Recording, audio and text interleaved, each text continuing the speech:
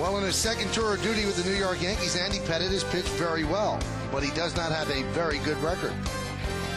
Back here at Yankee Stadium, we're moments away from the first pitch of the final game of this three-game set, and the big question with Andy Pettitte, the ERA is good, the performances have been good, but the record is under 500. Is that going to negatively affect him, or it affects the way he pitches on the mound? Well, he's going to pitch the same way he pitches all the time. You know, he's a competitive guy. He's concerned, number one, with the Yankees winning their games, and you see the numbers, a great ERA.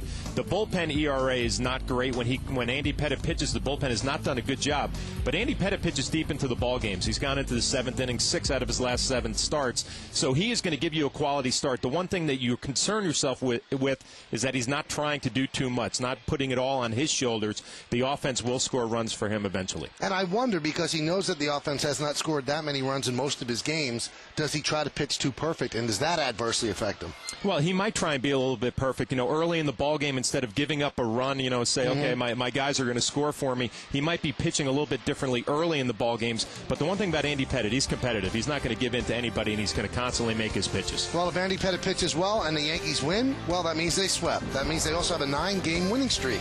We'll see if it happens. Lineups, first pitch, baseball next on Yes.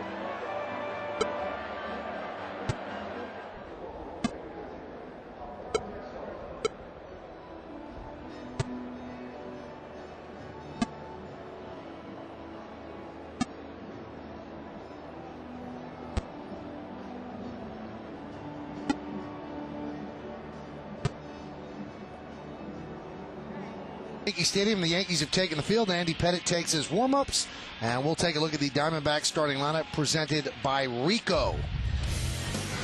Top of the lineup for the Diamondbacks: Chris Young, Connor Jackson, Orlando Hudson. In the middle, you've got Eric Burns at right, does not have good numbers against Pettitte. Mark Reynolds at third, Chad Tracy will bat sixth, and he'll DH. Bottom third of the order, Scott Hairston, the left fielder. Stephen Drew, the shortstop, will bat eighth, and batting ninth and catching Chris Snyder. And Andy Pettitte will get the start for the Yankees. 15 games, 13 starts, 2 relief appearances, 3-4, 3.11, about a hit per inning, and 46 strikeouts, 25 walks. And Pettitte deals to Young. Swung on and fouled away, 0-1. And the scouting report is brought to you by Land Rover. Andy Pettitte will not beat himself. He has not walked more than one batter in his last 6 starts. And unwelcome visitors, the Arizona Diamondbacks, they've done very well against Andy Pettitte. His record is 1-5. An early riser. Andy Pettitte likes the day games. Ground ball grabbed there by Cairo. Across the diamond. 1 away.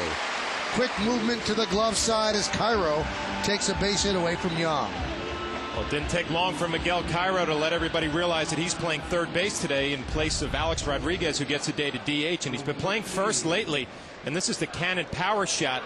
First base, third base, pretty much the same as far as you got to react. It's a reaction position. He gets a good jump off the bat.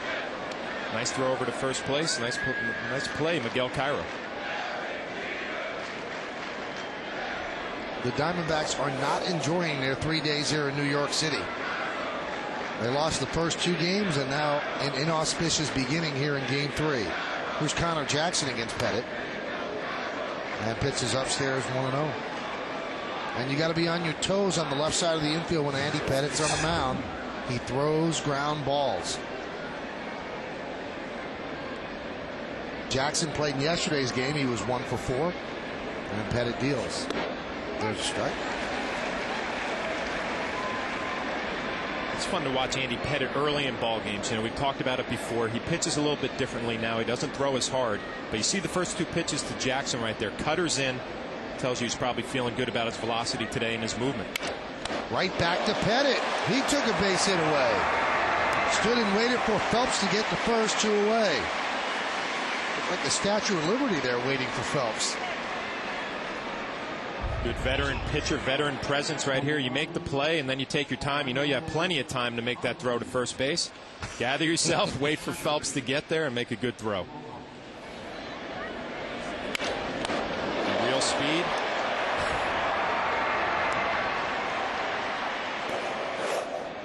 A lot of pitchers who aren't comfortable with that throw, Michael. Andy Pettit obviously is.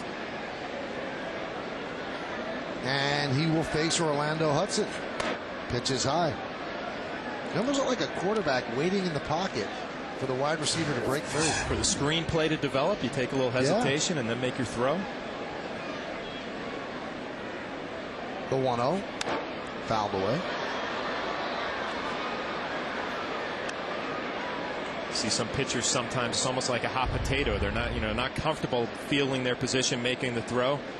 See Andy Pettit just hesitates a little bit, makes good quality throw to first base. And you see what he did? He checked off his other receivers, and then he finally found the one that broke through. The 1-1. Count 2-1.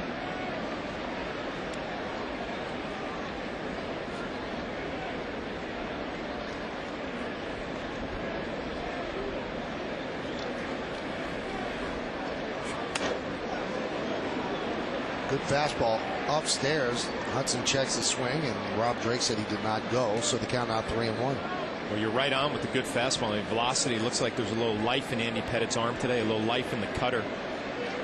Jorge Posada trying to slow him down a little bit. The one thing Andy's been doing better lately, he's been pounding the strike zone more early in the count. And the count now full at 3-2. When Andy Pettit is feeling like this, it's almost like Chin-Ming Wong when he has his good sinker. You just keep going to it because you know it's just going to be such a tough pitch for hitters to square up. When Andy Pettit's cutter is moving and he's got the velocity he does now, it's very, very easy for Jorge Posada to call a game. The 3-2. Just missed outside, so Hudson works a walk. Now, you can say Hudson's a threat to steal, but Andy does kind of neutralize that with his move toward first. IO Digital Cable is the exclusive official HD sponsor for Yankees telecast on Yes.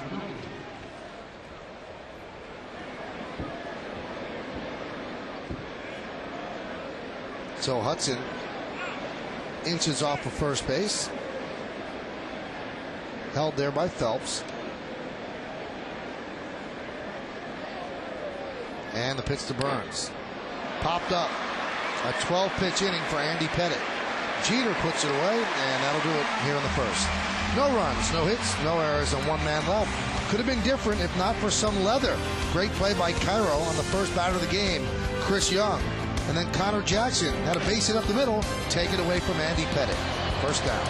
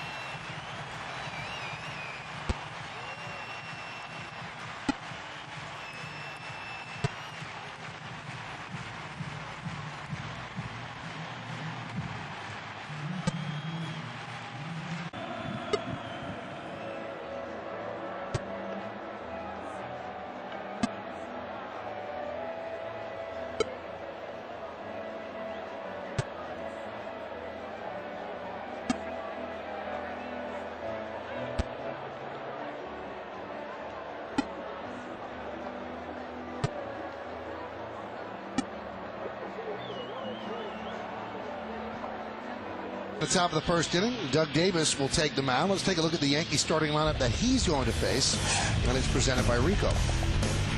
Melky Cabrera did not make the starting lineup yesterday, but he'll lead off and play center field today. Johnny Damon has a day off. Derek Jeter, the captain, and the shortstop, will bat second. He has a 20-game hitting streak this year, 19 now, an 8-game hitting streak, hitting .345 during that streak. Bobby Abreu's in right, and Alex Rodriguez DHs today and cleans up.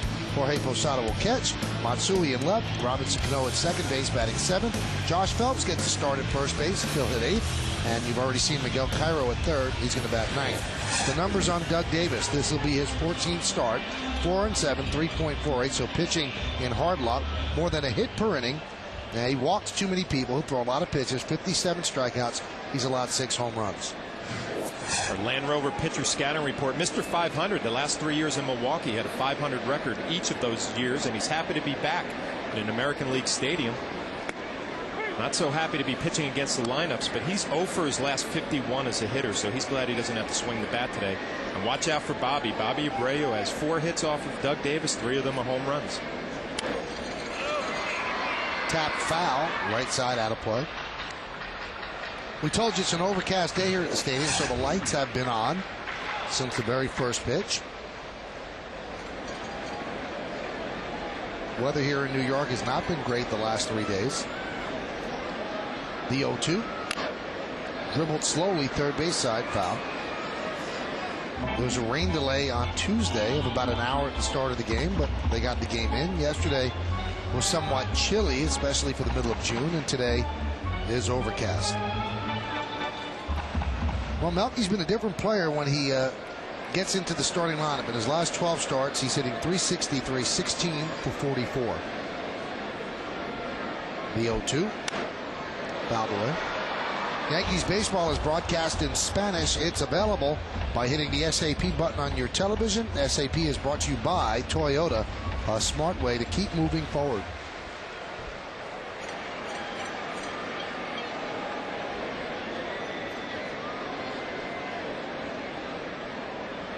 One thing with Davis, you're going to see a lot of pitches. He averages 17.7 pitches per inning.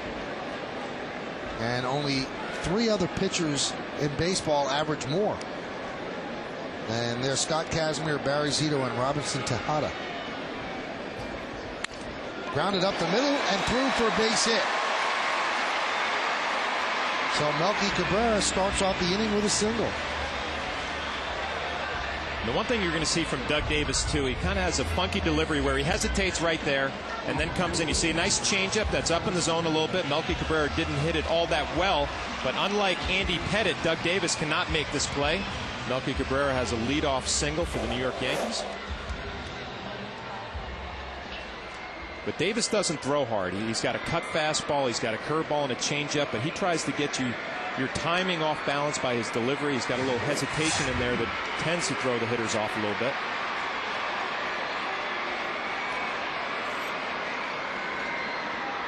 Here's Jeter with an 8-game hitting streak.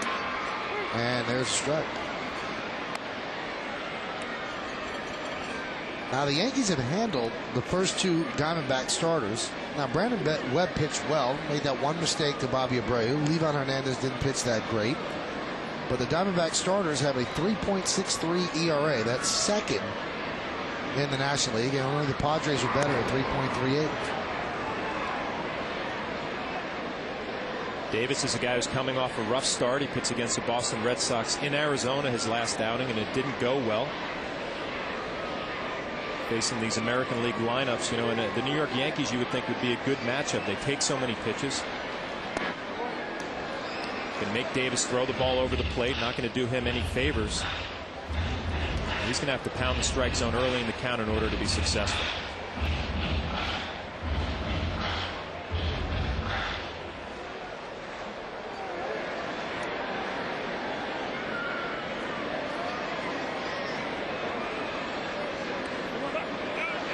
And the count 2-1.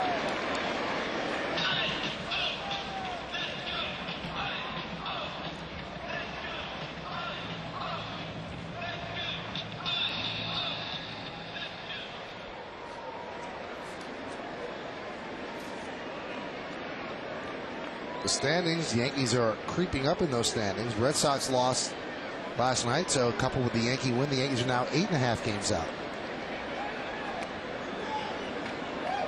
Who was that doing the reading? Mike Myers, maybe? Nice quiet spot. You and 55,000 friends. It is Mike Myers.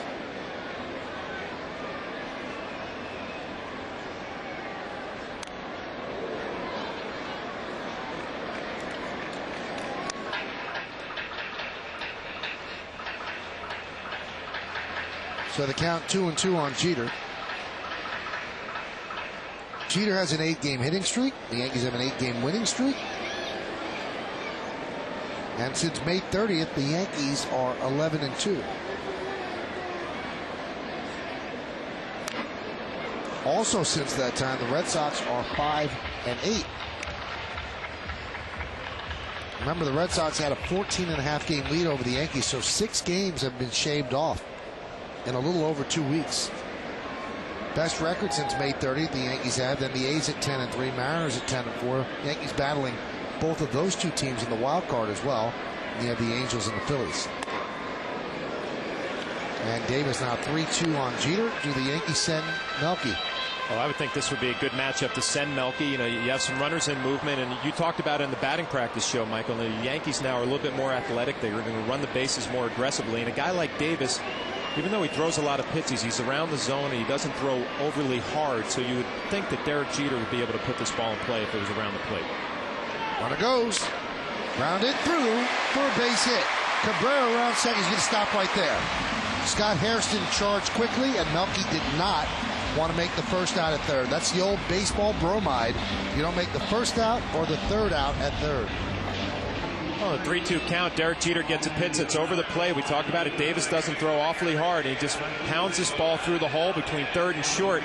See Melky Cabrera on the move. He's had a little trouble getting around second base. I think if his rounding the base was a little bit smoother, he might have thought about going to third.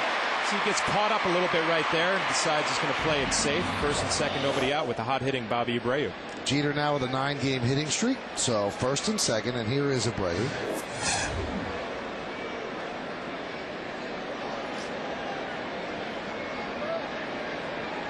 Bobby has a 12-game hitting streak. And Davis comes inside. A month ago, this spot against the left-hander, Bobby Abreu was going to bunt. And everybody would go, oh, why is he doing that? I'd be one of them, but he just wasn't hitting well. He wasn't seeing the ball, so he was trying to bunt these situations. And you see what he's done against Davis, 4 for 12, 3 of the 4 home runs.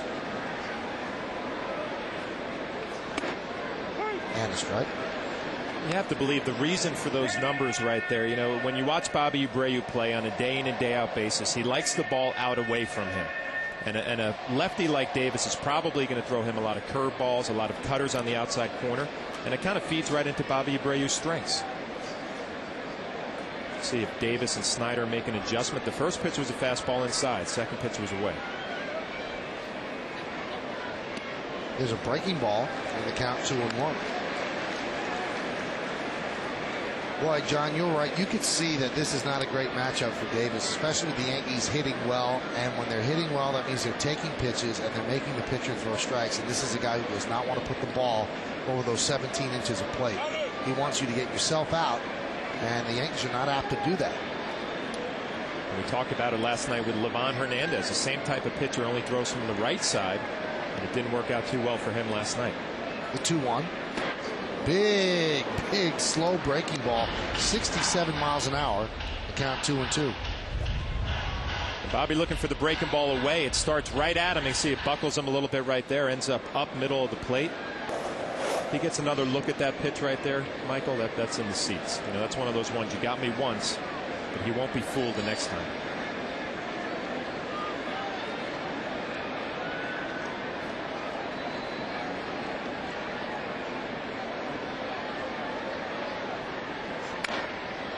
Grounded foul.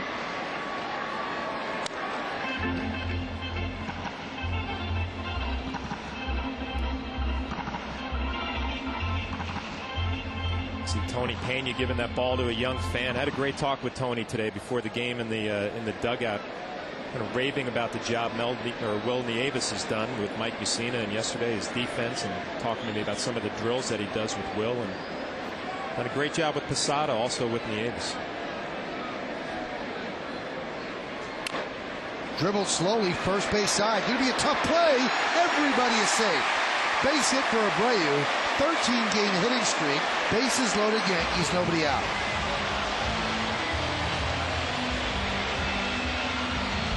When you're hot, you're hot. These things are going to happen. A 13-game hitting streak. He pulls off just a little bit, but is able to keep it fair.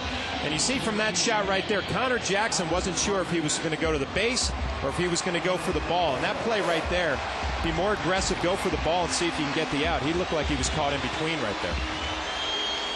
And now the perfect situation for Alex Rodriguez because they have to pitch to him. 25 home runs, 66 runs batted in. So A-Rod with 25 homers through 63 games. Last Yankee to do that, Roger Maris, who had 25 home runs through 63 games in 1961. With the bases loaded this year, Alex is 4 for 7 with 2 grand slams.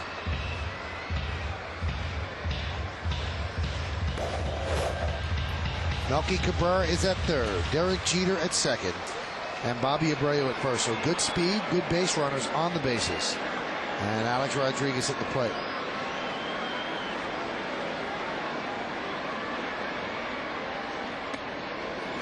Down 1-1.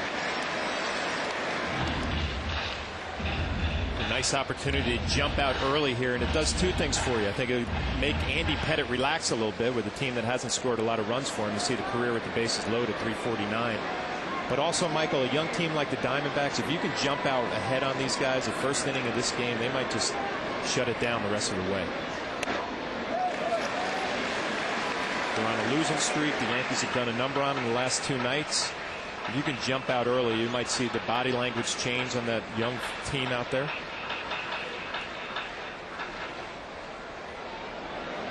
Must be a scary feeling for Doug Davis right now, staring down the barrel of a guy with 25 homers. Bases loaded, nobody out, 2-1 count. And now it's 3-1, and it doesn't need to be said, but I'll say there's no place to put A-Rod. And another threat on deck, Jorge Posada, an unforgiving Yankee lineup.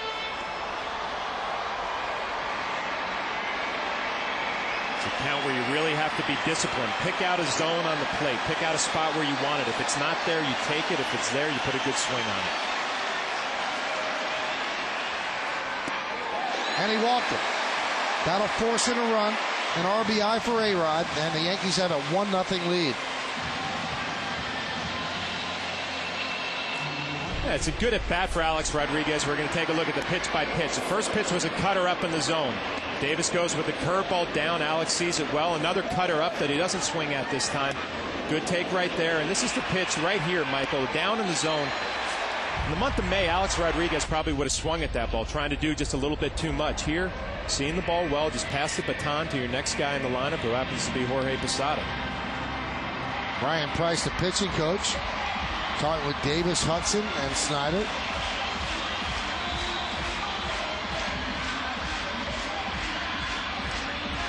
It brings up Posada, who, I mean, he's having an unbelievable year anyway, but hitting right-handed, he's hitting .391. It just seems like he's so much more comfortable right-handed. Doesn't even really have to work on this side of the plate with his stroke. It just comes easy. Trails Maglio Ordonez of the Tigers for second place in the major leagues for the highest batting average.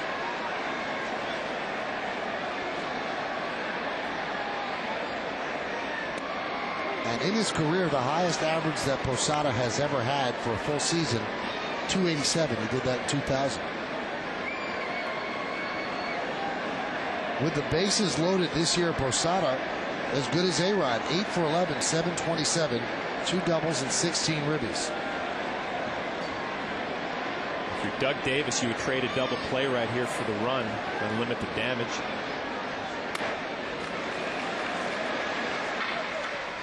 I've always said this about pitchers that don't have the overpowering stuff, even pitchers that do. If you get into this sort of jam with the Yankees, in other lineups, there's usually that spot that you aim for. So, well, if I can get to here, I can kind of there's no relaxed spot here. Maybe toward the bottom of the lineup with Phelps and Cairo. But the top 7, pretty unforgiving. The 1-1. 1-2. And it's hard to do if you're a guy like Doug Davis. You know you don't have overpowering stuff. Here, a good curveball where he swings right over the top of it, fooled a little bit on the speed. But if you don't have great stuff, you don't have great velocity, you almost have to throw more strikes than a guy who has better stuff, because you know you have to be ahead in the count. You need to get those hitters on the defensive a little bit, just like Posada is right here behind in the count 1-2. Well, he is really going with that slow breaking ball.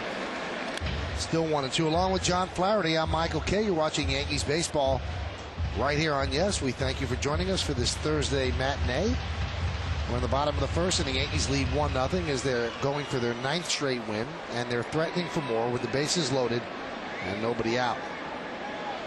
And he's thrown Jorge a couple of slow curveballs, and you know Davis does have a cut fastball a la an Andy Pettit. He doesn't throw as hard as Andy, but he could go in here and try to get a double play and jam Posada. Instead he gets the strikeout, goes upstairs. 1 away.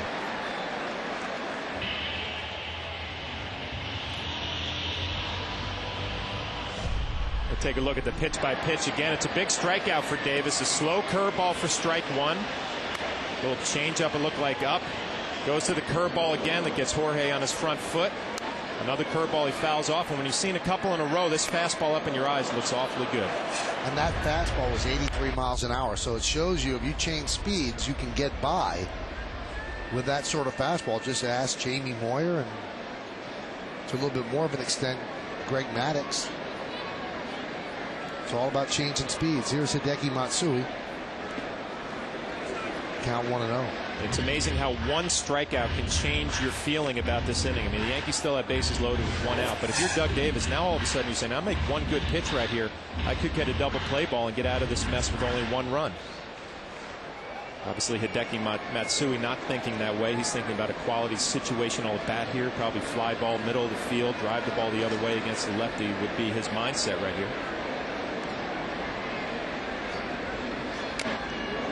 Foul tip. And the count 1-1. The good left-handed hitters who hit left-handed pitching well, they all drive the ball the other way, and it seems to be their approach from the get-go is middle of the field the other way. And if a lefty decides he's going to throw a fastball inside, they hope that they're quick enough to react. Hideki Matsui, one of those hitters who can react to the fastball inside, quick enough in there. This will be the 32nd pitch of the inning. Count 2-1. Now Matsui's had 13 opportunities this year with a runner at third base and less than 2 outs. He has been successful getting that runner in 11 of 13 times. Jeter is at third, Abreu at second, and A-Rod is at first. The 2-1. Dribbled slowly towards second base. There's going to be trouble. And Hudson makes the play at first. Jeter scores. And the Yankees lead 2-0 as Abreu moves to third. A-Rod to second, and RBI for Matsui. And the Yankees are up by 2. Well, the most effective pitch for Doug Davis so far has been this curveball, and it just gets Hideki Matsui out in front. The Gold Glover, Orlando Hudson, with a nice flip. The ball was not hit hard enough to even think about a double play right here, but Hideki Matsui gets that run in there. Nice play by Orlando Hudson. We've seen a couple of nice plays from him in this series.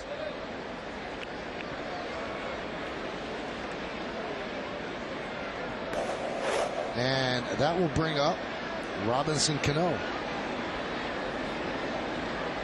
Cano hitting .274 overall. And foul back, and he really has been abysmal in day games. He hits .163 in the day and .329 at night. And maybe that's just a product when you're a younger player.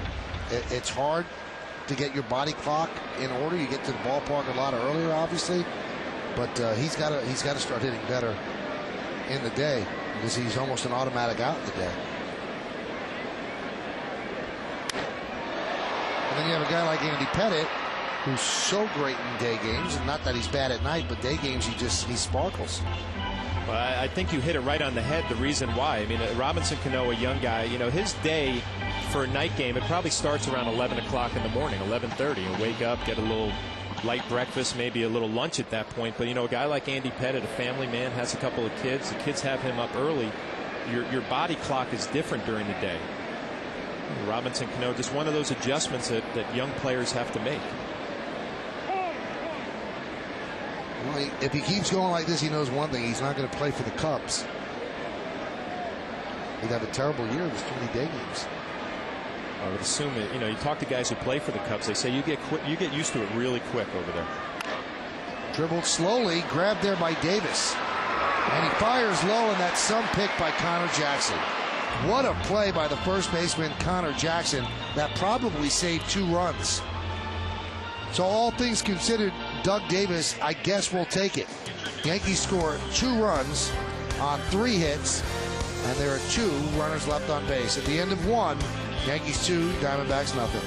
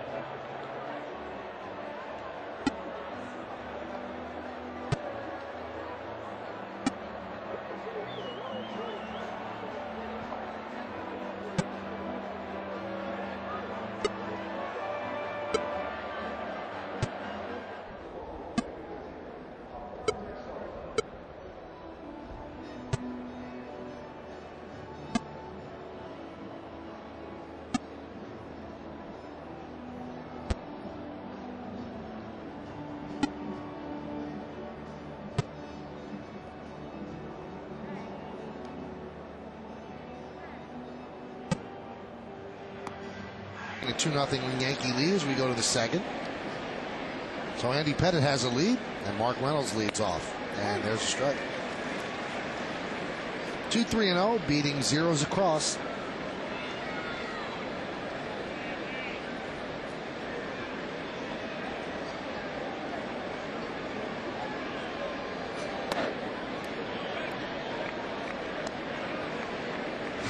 Another big crowd here at the stadium. Thursday matinee.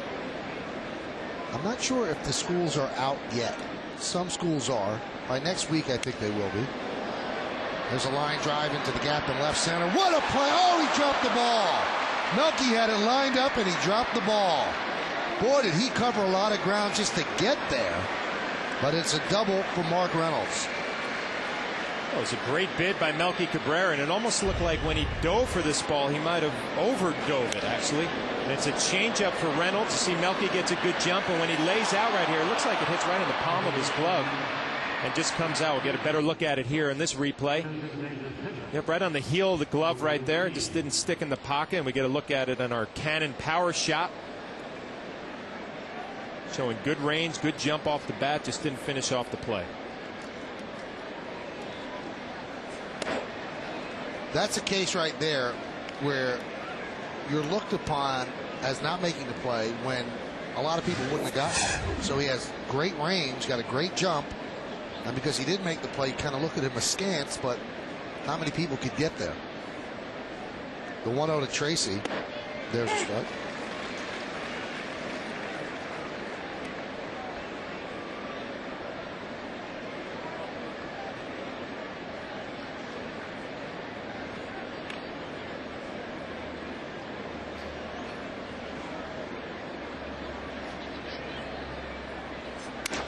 Broken back, ground ball to first. Phelps gobbles it up. He'll flip the Pettitte covering, and moving to third is Reynolds.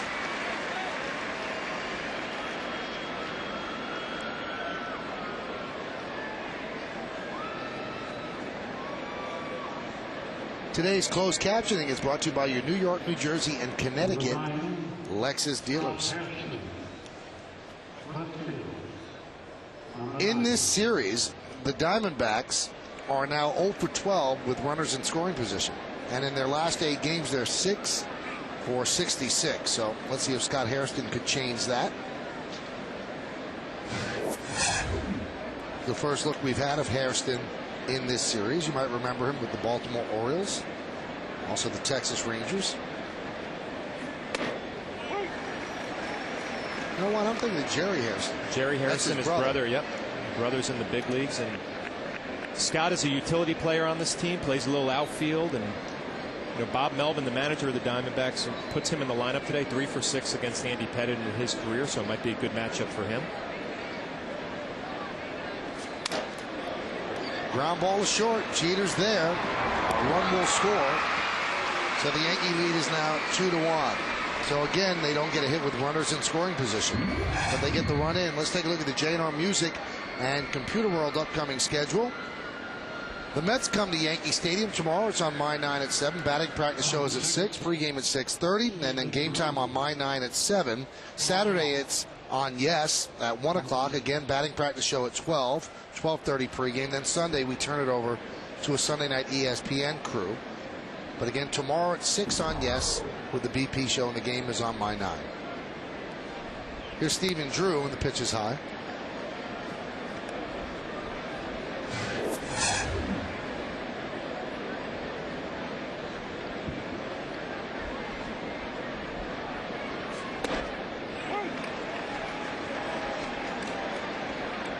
And the count 1-1. You know, notice Andy Pettitte was not happy about giving up that run, but you're a veteran pitcher. You have a 2-0 lead. You'll give up that run and take the out and move on. There's a ground ball up the middle, a base hit for Drew. Sometimes when you're pitching, you want to do the best that you can, and that is leave all the runners on base. But sometimes you got to trade an out for a run early in a ball game. Stephen Drew, he likes that ball down in the zone. Goes right back up the middle, left on left. One thing we've seen from him, his best swings have been balls that are down. If you can get anything up in the zone, you probably have a better chance with him.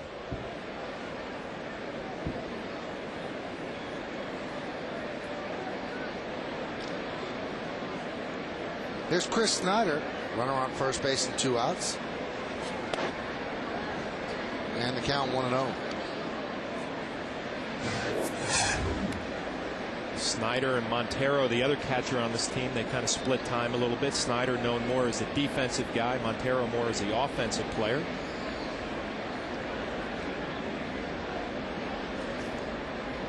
And unfortunately for the Diamondbacks, combined, their catchers hit 197. So they're not getting much production offensively out of their catchers. And in fact, they don't get much production offensively out of their lineup. They are a team that wins with pitching and defense.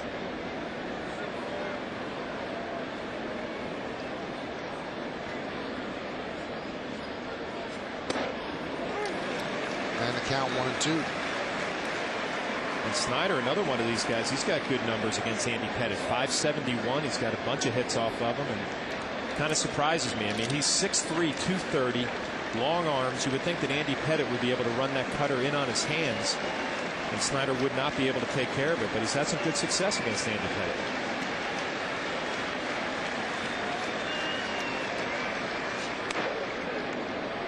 Count 2-2. Kind of reminds me of an old school catcher, Michael. You know, 6'3", 230. Back in the 80s, those Jody Davis type catchers. And in the 90s, we saw the position change a little bit. A lot, you know, Ivan Rodriguez, shorter, quicker. The position has turned from a big lumbery backstop to quickness behind the plate. Jorge Posada, a combination of both of those.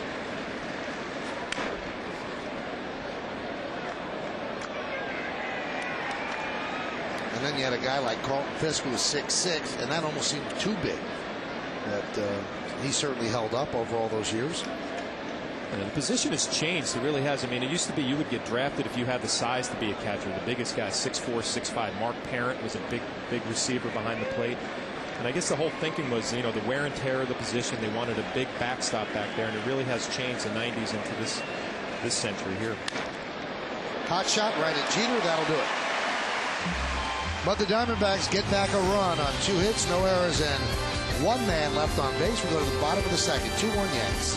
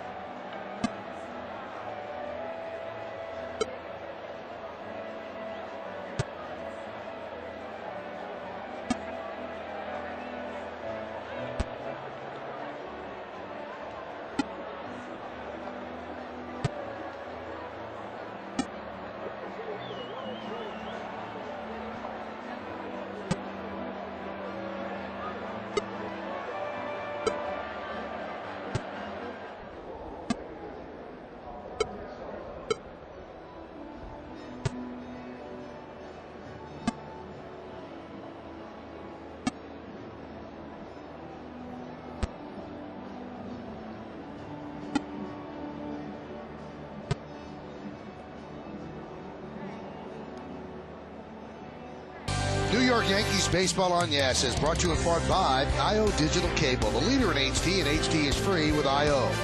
Avis, the official rental car company of the Yankees. And by the all-new 2007 Lincoln MKX and your Tri-State Lincoln Mercury dealers. Ominous sky above Yankee Stadium, the skyline of Manhattan in the background, just peeking out from the buildings of the Bronx.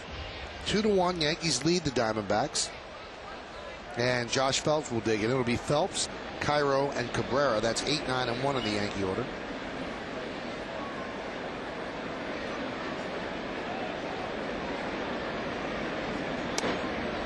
And the pitch is high, 1-0.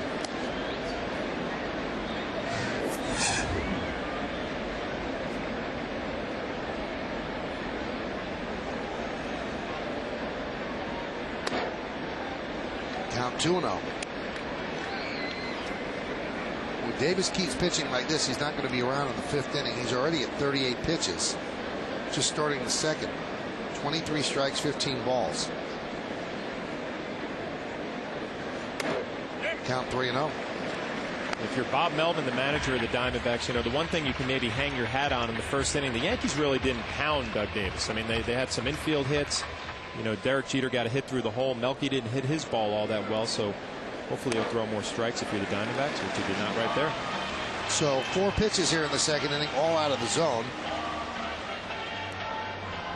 And now let's see if the Yankees do something with Cairo. We mentioned this during the BP show. The Yankees have a lot of options now. They can hit and run with Cairo. He can handle the bat. He can certainly dig down a bunt and move Phelps to 2nd. Let's see what they choose to do.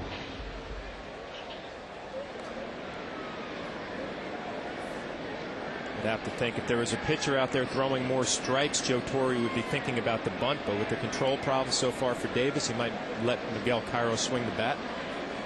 And that's what he's doing, and the pitch is outside, so 5 out of the zone. The Yankees simply will not help Davis, and if he's waiting for them to do that, he's going to have a short day. Miguel being a veteran hitter, a veteran player, Joe Torre trusts him to swing at strikes. He's certainly been versatile. You see all the positions he's played. This time he does square to bunt, bunted up in the air, foul.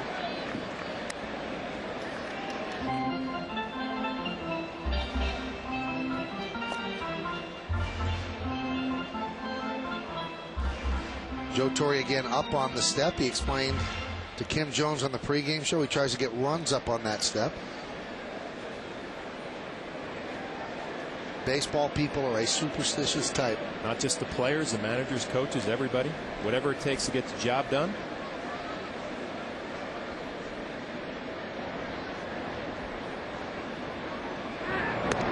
Now that was a throw to first. Maybe Davis was seeing if Cairo would run the hands up, and he did.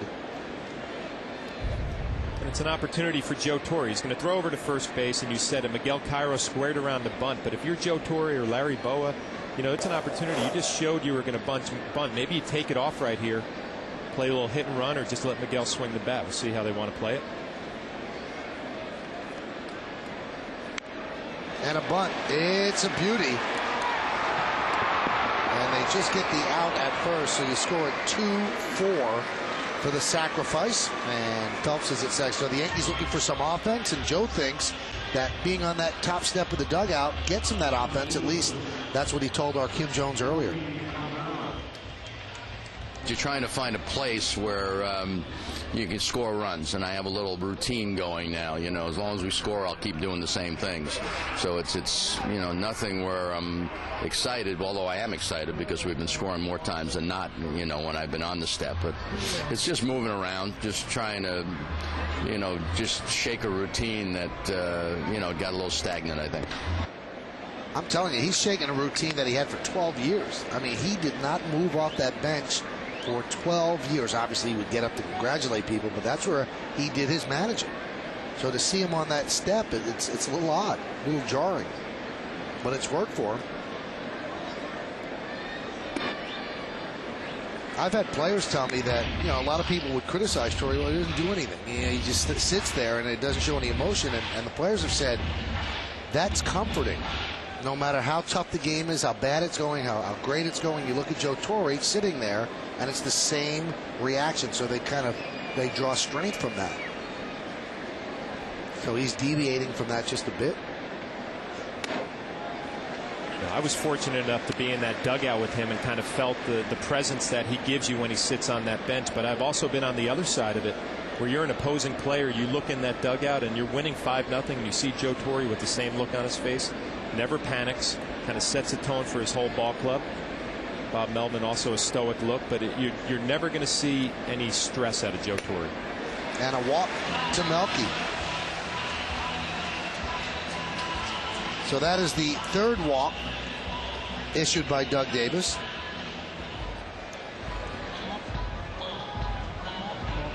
And even when Joe sat in that spot and looked stoic, see the pitch count up to 47 already, he would lay into some players pretty good when just looking straight ahead, and you would never be able to tell it unless you were sitting in that dugout and actually heard it. But he gets his point across when he has to. But he would never show up a player in that dugout.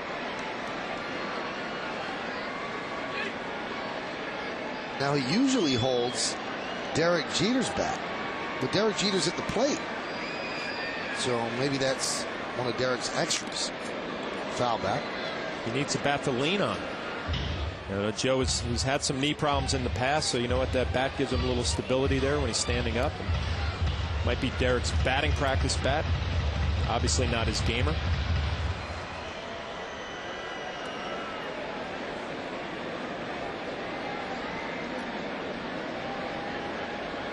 Jeter is 25 for 55 this year. That's 455 with runners in scoring position. Strike.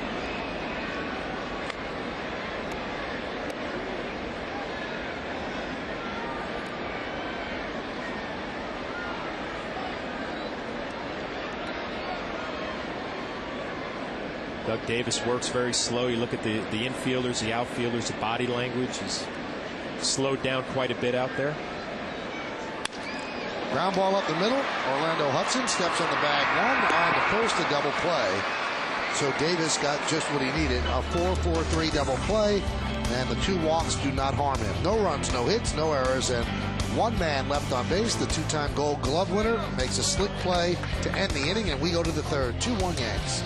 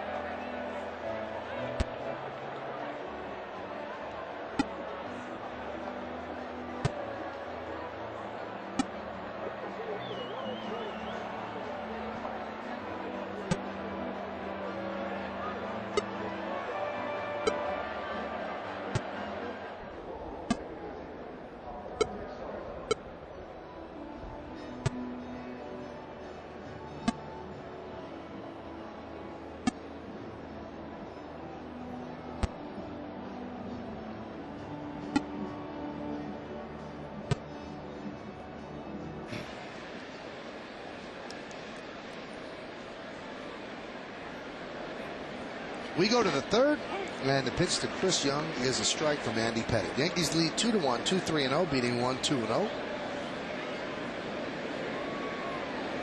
A slow-moving affair here at the stadium. Count 0-2, and through no fault of Pettitte's, he's pitching quickly. Doug Davis It's kind of tough to watch. He's kind of commensurate with paint drying.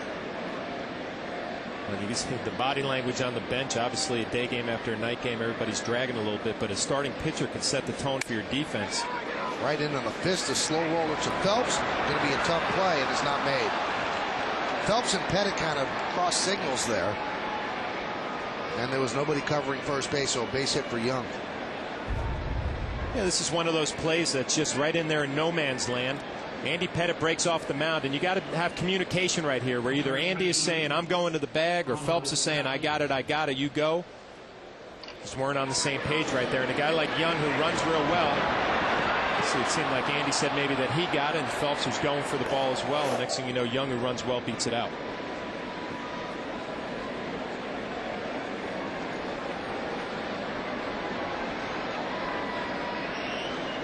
Here's Connor Jackson.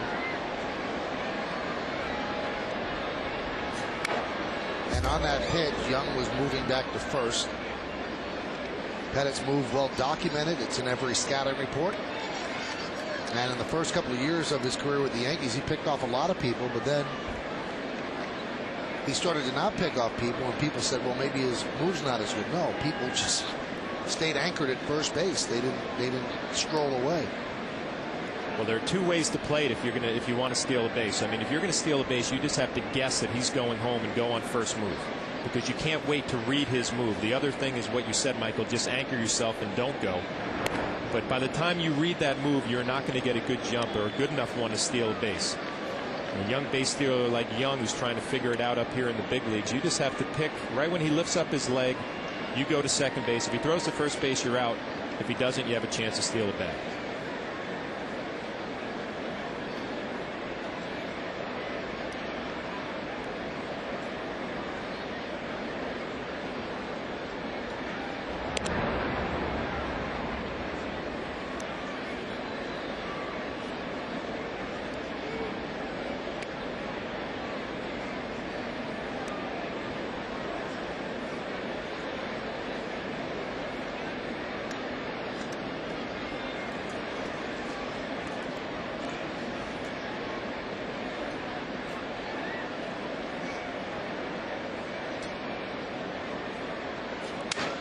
Right back up the middle, grabbed by Pettit. Goes to Cano on to first, double play, but the home plate umpire, Laz Diaz, came out, spread his arms out, and still a double play. I don't know what that call was, but he's talking to Jorge Posada.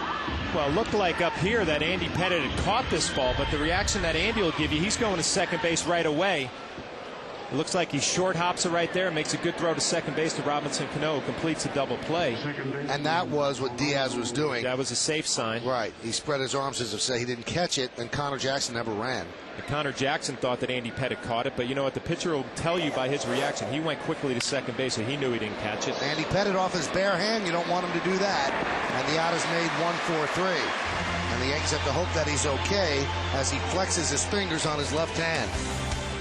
So 2 straight 1-4-3s, one a double play, and then off the hand of Pettit, ricochets out to Cano, and Cano to Phelps, 1-4-3. No runs a hit, nobody left. We go to the bottom of the third, 2-1 Yanks.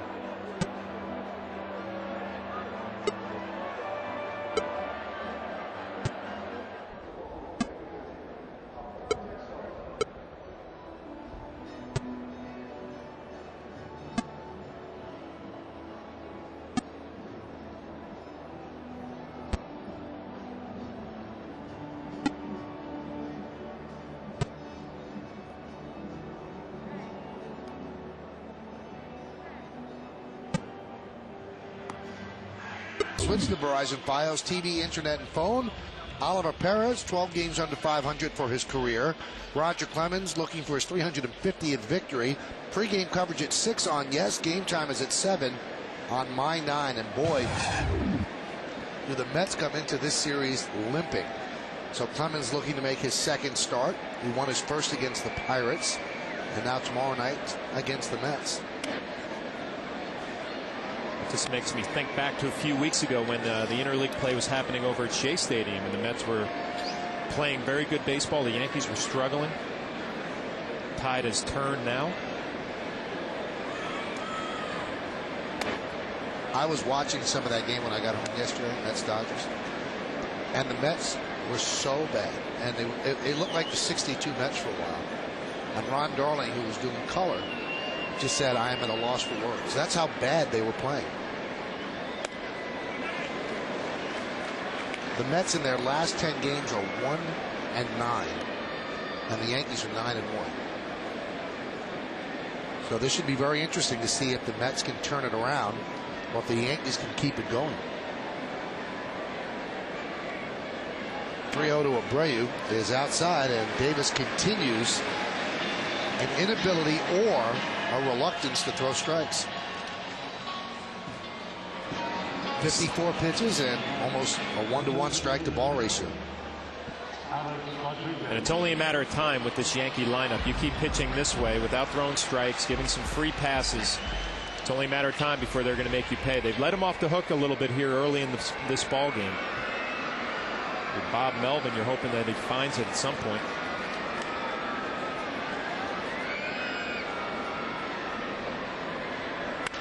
Line drive down the left field line and a base hit for Alex Rodriguez. Rounding second, heading to third is Abreu. The ball kicks away from Hairston. Abreu will score. Alex is going for 3. He will make it. Yankees lead 3-1.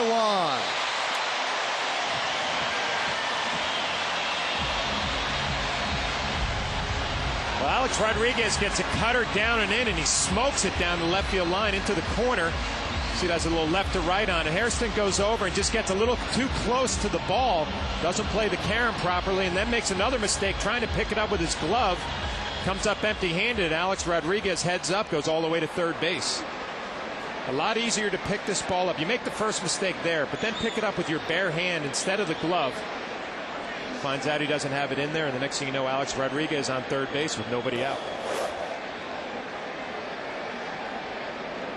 Well, Howie Carpenter, the official scorer, actually called it very well. A double and an RBI, and they give Hairston an E7, allowing A-Rod to go to third. Because if you watch the play, you can't give him an error because he played the carom poorly, and that allowed Abreu to score.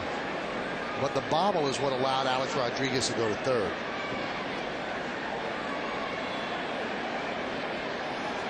Infield is in, and a ground ball right to Hudson. And there's one away. So for Alex Rodriguez, now 68 ribbies. 1 on a ground ball, 1 on that double. See, Davis just kind of runs one in there. Jorge Posada trying to think middle of the field, inside outs it. Right to Orlando Hudson playing the infield in. Cut off that run, which they do for the time being.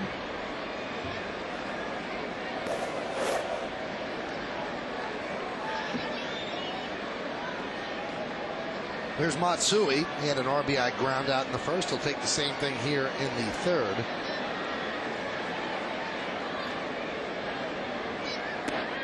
And there's a strike.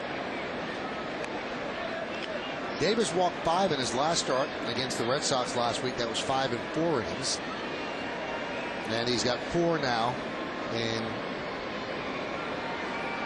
2 1/3.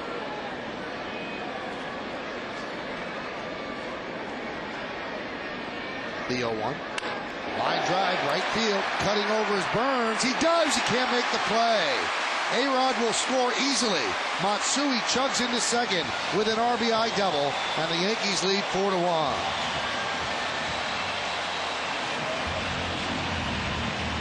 We talked about it. You're Doug Davis. It's only a matter of time. If you're not going to be throwing strikes early in the count, you're going to get beat by this lineup. And it's a curveball, which he's had a pretty good one today. But this one he leaves up in the zone. Hideki Matsui drives it to right field. Look at the great drive by Eric Burns right here. He lays out, but look at how quickly he gets up. He reacts, plays a nice carom. All-out energy all the time for Eric Burns. No harm, no foul. He comes up, plays the carom, and Hideki Matsui would have had a double on that ball anyway.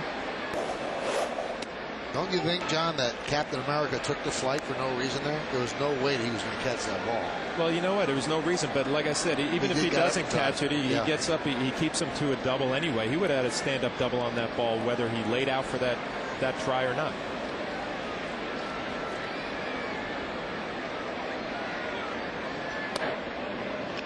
Eric Burns is laughing out there as if he's talking to somebody and there's nobody near him.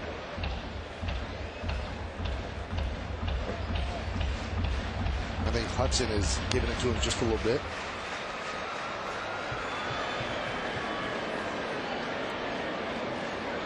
So Matsui picks up his second ribby. He's got 38 on the season. You know, watching Davis pitch, it's one of those things that drives you crazy as a catcher, as a defender out there as well. I mean, a guy who works this slowly, it just, you know, it ruins your energy out on the field. And in the broadcast booth. It does. I mean, really, even his facial expression kind of like rocks you to sleep. It reminds me of Steve Traxel, who I had the pleasure of catching in Tampa Bay. And I would talk to him about it and say, you know, do you realize what you're doing when you work that slow? And these guys don't even know. They don't even pay attention to how slow they're working. They feel like they're working quickly, and it's just not happening. Now, Traxel pitched for the Mets, and we've spoken to Al Leiter about it, and Al said that they consistently spoke to him about speeding up, just couldn't do it. Couldn't do it, yeah. Had the same conversations in Tampa Bay, and, you know, an effective pitcher. But this is where it takes its toll on the infielders. You see all this movement around in between pitches. You take your glove off, trying to keep yourself occupied. Mentally, you're trying to stay in the ball game. Not an easy thing to do. Some keys to pitching: work fast, throw strikes.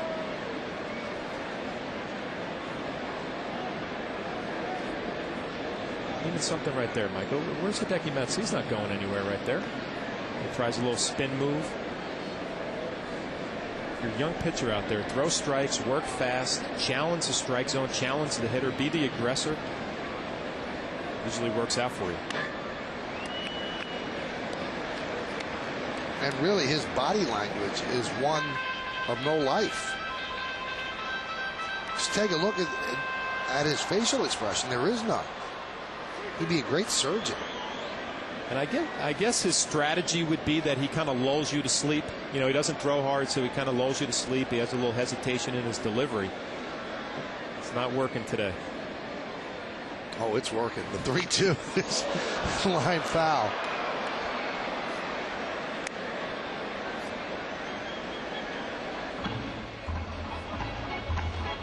And also, somebody has that, you know, that, what do they call that, the landing strip there? I mean, you're supposed to be hip. Happening now. Reminds me of Toby Hall had the landing strip. Yeah. That's right. Blonde, though. It was blonde. It was. The 3-2. And Cano goes down on strikes.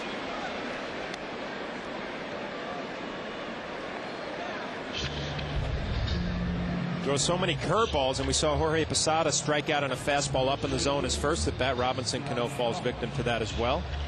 You see that curveball up in the zone that breaks down, and then all of a sudden 83, 84-mile-an-hour fastball up in your eyes gets it right by you. There's Josh Phelps. He walked in the second inning.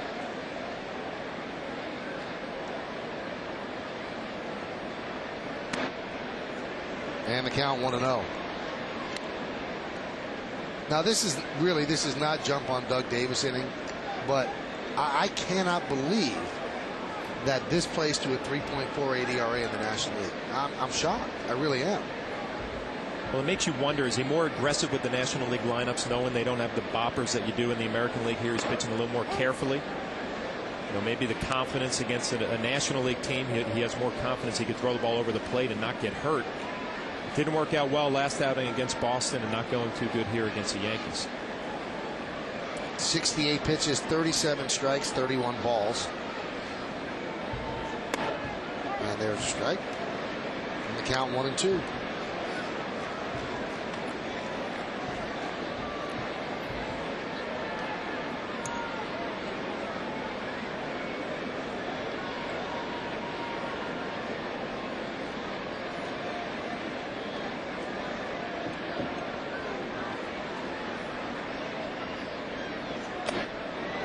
Phelps tried to check his swing. He could not, so 2 straight strikeouts for Davis to work out of further trouble. 2 runs on 2 hits, no errors, and 1 man left on base. We played 3. It's 4-1 Yanks.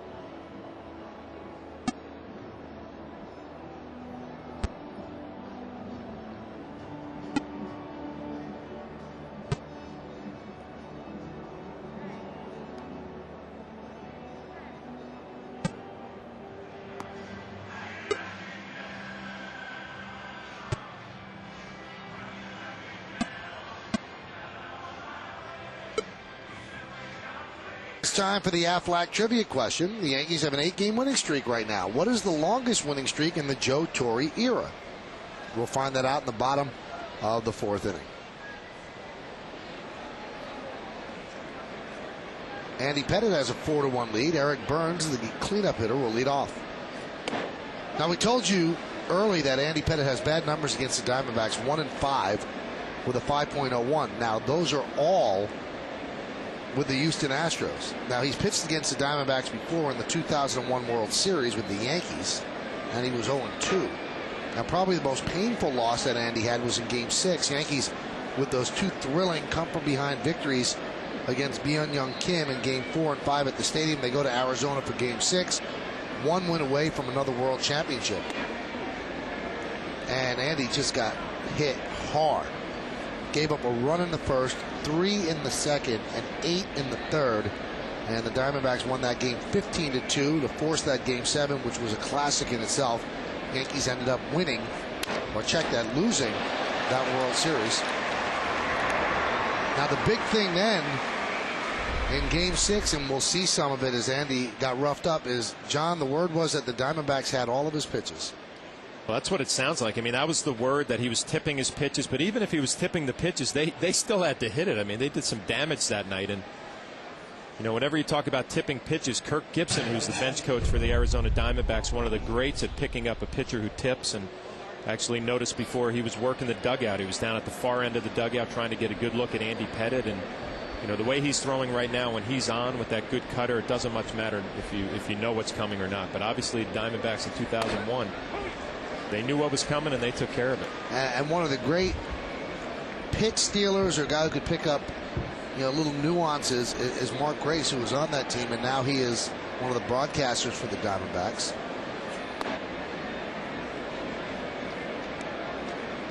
And that's just the way it is. And I know that there's Gracie. They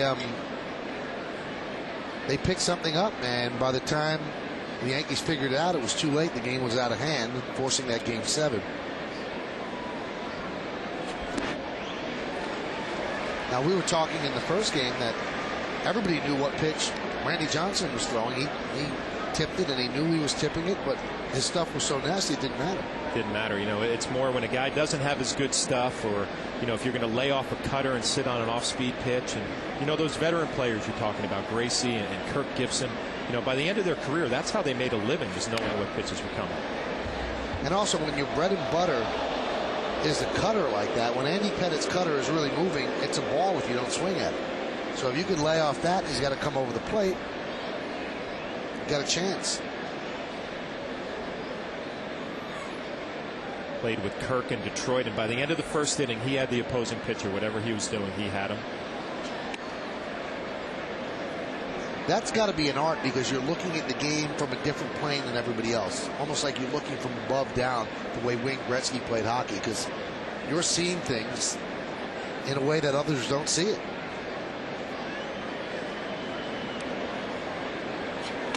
Swing and a miss. Reynolds down on strikes. That's why some teams, John, actually have scouts, their own scouts, scout their teams just to see if they are giving things away. Yeah, and I think from a catching standpoint, we're going to take a look at Andy Pettitte. You know, sometimes it's by the glove. If you fan your glove, you go wider on one pitch and tighter on another. Sometimes it's if your windup goes above your head, your glove will go higher on one pitch, lower on another. But you're a veteran hitter. You pick up on those things very, very quickly. But as a catcher, you can feel it when you think a team has the pitches that are coming. And the way you feel it is they might not swing at some borderline pitches, or you can tell by the takes that they knew what pitch was coming. You get a feel for it. And I remember catching Randy here. There were some games where I thought definitely the other team had his pitches. Now, as a catcher, is it your responsibility to also pick up at least if he's tipping? No way. You can't do that. No, I couldn't do it. I mean, I was concentrating on what pitch I was calling, where the infielders were positioned. But what you would do is go to the bullpen in between starts. And you would have some of your hitters go down there who are good at picking up things and watch your pitcher just to see if you could see what he's doing. Now, in mid-game, like if you would know Randy was giving something away, would you go to the dugout and say, listen, he's tipping, you guys got to find it? It depends on how bad it was going. You know what I'm saying? Like if I thought he was tipping and they were on it and it was a 4-2 ball game, I wouldn't want him to be thinking about that. Okay. Obviously, if he was getting blown out 6-0, 8-0, you try and make an adjustment during that ball game. But usually it never got that bad. It was good with that with Wade Boggs. Wade Boggs, when I was in Tampa, he would go to the bullpen, watch our pitchers, and make sure they weren't tipping pitches. Breaking ball just missed. But is a bullpen session the same kind of delivery as what a pitcher would do on the mound? Exactly. You just tell him to do what you've been doing. Okay. Just do what you've been comfortable with. Don't even think about it. I'm just going to watch a few pitches and see if I can pick something up. And usually the great hitters could. 3-2. Tried to hold up. He could not. A 1-2-3 inning for Andy Pettitte here in the fourth. We go to the bottom of the fourth inning at Yankee Stadium in the Bronx. Yankees lead the Diamondbacks 4-1. You're watching baseball on Yes.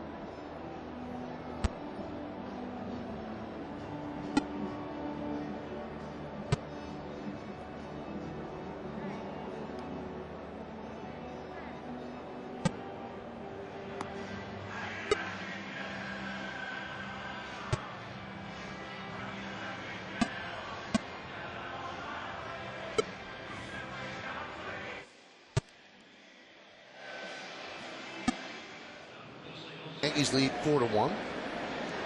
Then Miguel Cairo leads off against Doug Davis. Thought about bunting. He had Reynolds back at third. Takes pitch outside, 1-0. As we enter the fourth inning, Doug Davis at 71 pitches.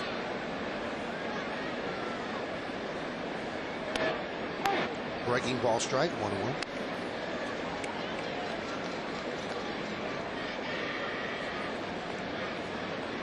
This inning, it looks like Davis wants to pitch quickly.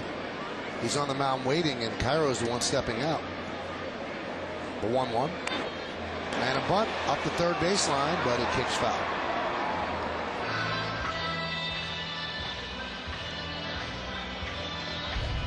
Not a bad idea if you're Miguel Cairo. You know, he's been doing the little things, having good at bats, tries to lay one down right here. You can see it. Once it falls off the lip of that grass, it's going to fall foul.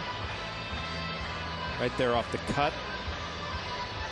Reynolds picks it up in foul territory, and talked to Miguel in the clubhouse today, joking around. He said, you know, I'm getting a little tired playing every day. Utility guy. Once that game starts, though, you're not tired, you're ready to go.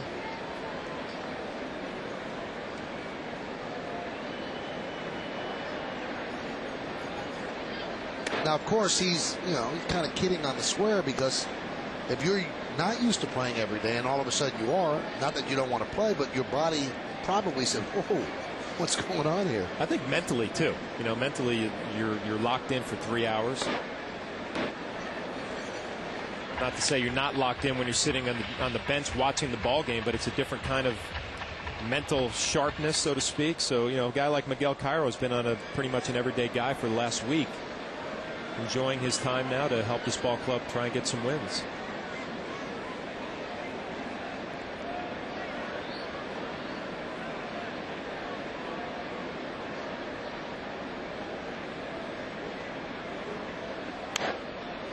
Foul the other way.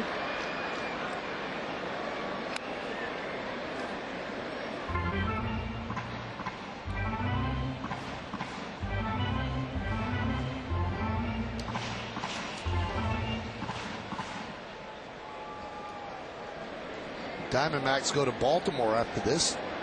A weekend set against the Orioles. Yankees host the Mets. Strike three.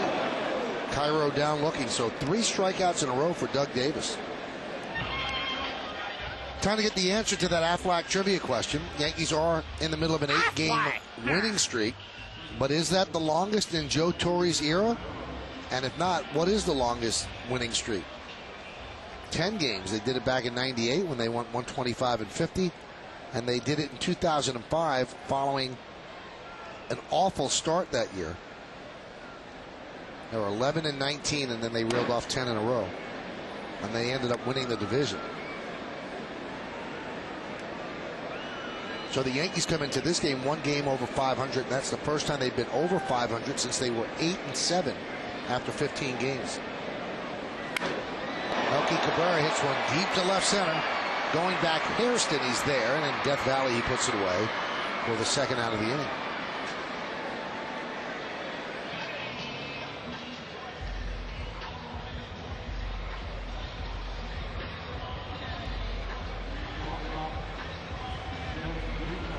And that's going to bring up Derek Jeter. This copyrighted telecast is presented by authority of the New York Yankees. It may not be reproduced or retransmitted in any form, and the accounts and descriptions of this game may not be disseminated without the express written consent of the aforementioned New York Yankees.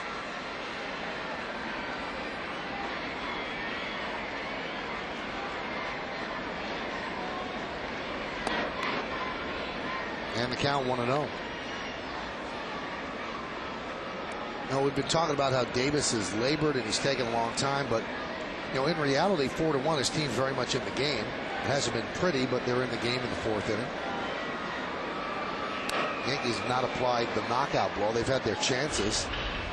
That the bases loaded with 1 run in and nobody out in the first inning, just scored 1 more run. They had second and third, nobody out in the third inning, and they did score those 2 runs, but they didn't tack on anymore. So they lead 4-1, or 1-1. Count 2-1. We talked about it before. This Diamondback ball club, they're built around pitching and defense, especially starting pitching is their strength. They don't score a lot of runs, down to the bottom of the National League in runs scored. So even though it's a 4-1 deficit, you know, they're not a ball club that's going to go out and bang with you and score a bunch of runs. Check swing. Did he go? No, said Rob Drake at first. So the count 3-1 on Jeter. Here's where Davis gets very careful with the Jeters, the Abreu's, and the A-Rods. Doesn't like to throw strikes. And that's the 5th walk issued by Doug Davis.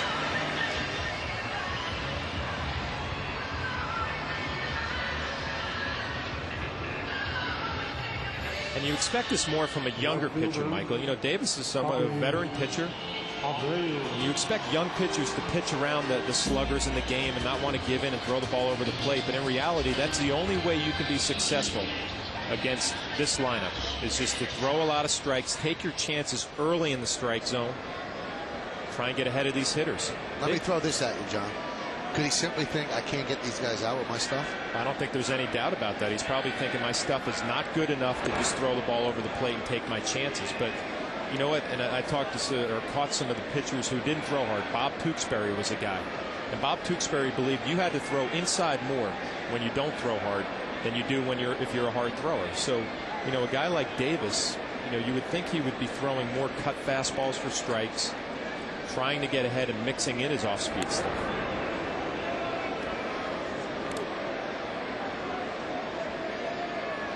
We mentioned Davis, a 3-1 record against the Yankees, but he had a 6.08 ERA in those 3-1.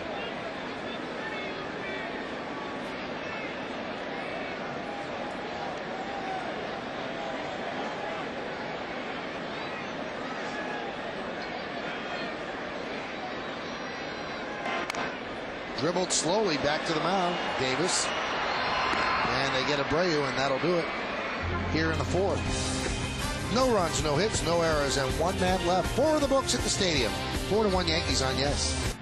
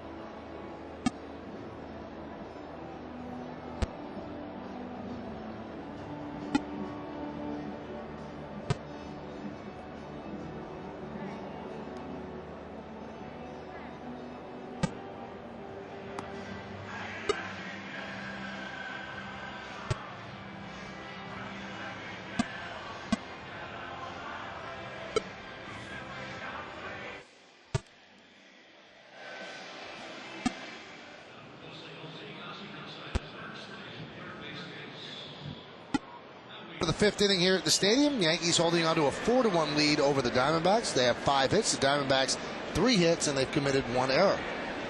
Scott Hairston will lead off against Andrew Eugene Pettit. And the breaking ball is upstairs, 1-0. Very dark, overcast afternoon, and the crowd almost feeding off of that feeling. There hasn't been that much to cheer about. It's been a slow-moving game. There's a line drive, caught by Cano, 1 away.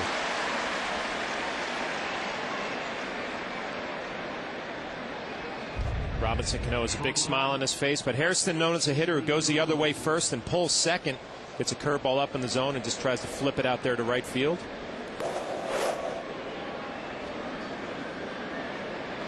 I think he's laughing about having to jump without really having to jump.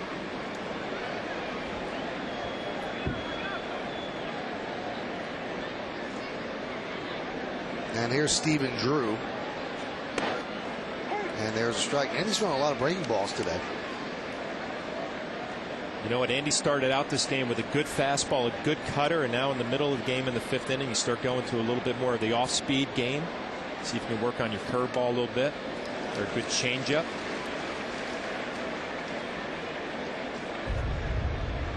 See Jorge Posada setting up inside here, left on left, the changeup in, not something that you're used to seeing, but you know what? A lot of pitchers will come out of the bullpen with one pitch that's exceptional. Today it was a cutter for Andy. Grounded to first, snared there by Phelps. He leads Pettit 2 away.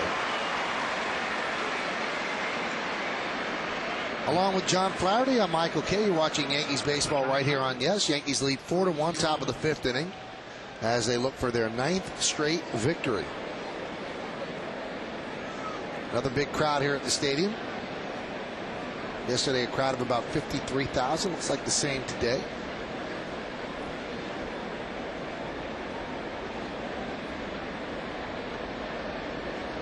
And here's Chris Snyder. And there's a strike.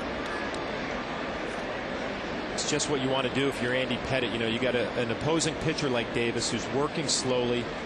His defenders are dragging a little bit, and what you go out there is get 2 quick outs and start pounding the strike zone. Get your boys back in the dugout ready to swing the bats again. It seems like the Arizona Diamondbacks have some of the wind taken out of their sails.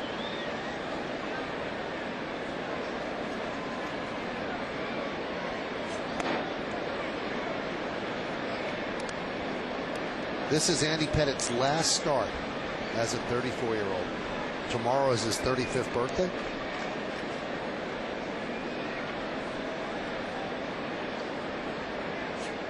Time is just flying by. Remember when he came up in 1995.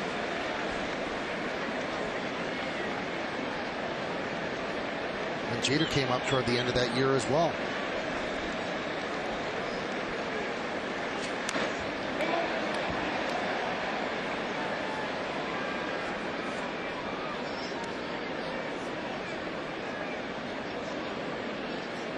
If you think about it, the Yankee championship year is anchored by a lot of people that came up through the system. Pettit, Rivera, Jeter, Posada, Bernie Williams. Really the heart of that team. The 2-2, outside 3-2. And they rode those players and they added other players around them for a long time. Got 4 world championships out of it.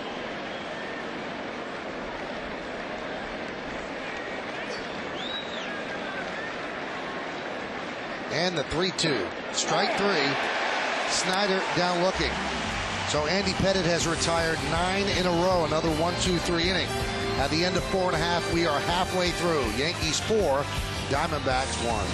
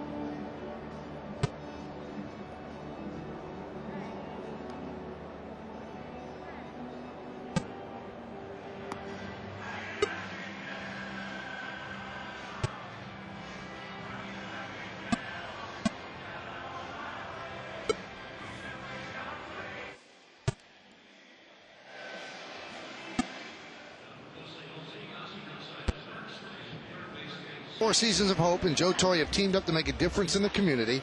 For every Yankees home run hit at home this year, Samsung will donate $1,000 to Joe Torre's Safe at Home Foundation to help end the cycle of domestic violence. You can join the team and support Samsung's Home Run for Kids by visiting fourseasonsofhope.com or joetorre.org, because a little hope can make a big difference. Alex Rodriguez leads off. And all by his lonesome, 13 of A-Rod's 25 home runs have come here at the stadium. So that is $13,000 because of Alex Rodriguez' home run bat. Count 1-1. A-Rod with a bases loaded walk in the first, and then an RBI double in the third.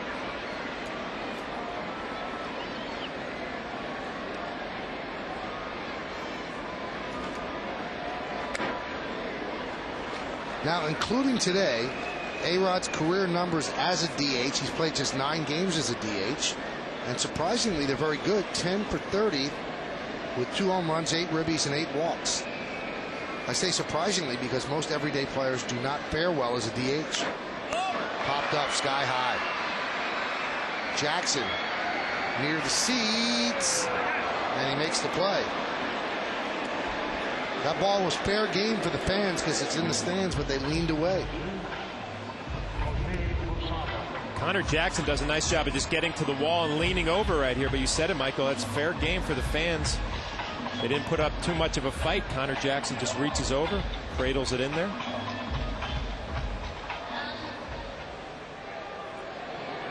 A-Rod pulling the reverse call to fist. Couldn't get it done.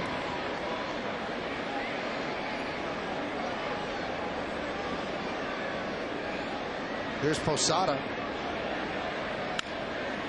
Grounded to short. Under the glove of Stephen Drew. That'll be an E6.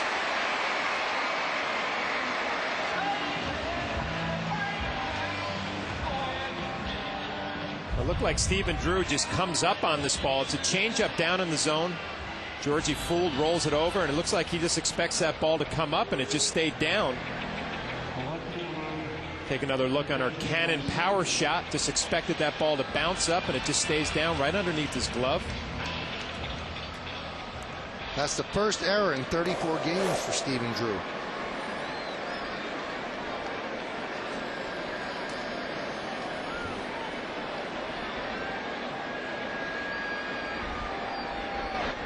What's the rule of thumb, John?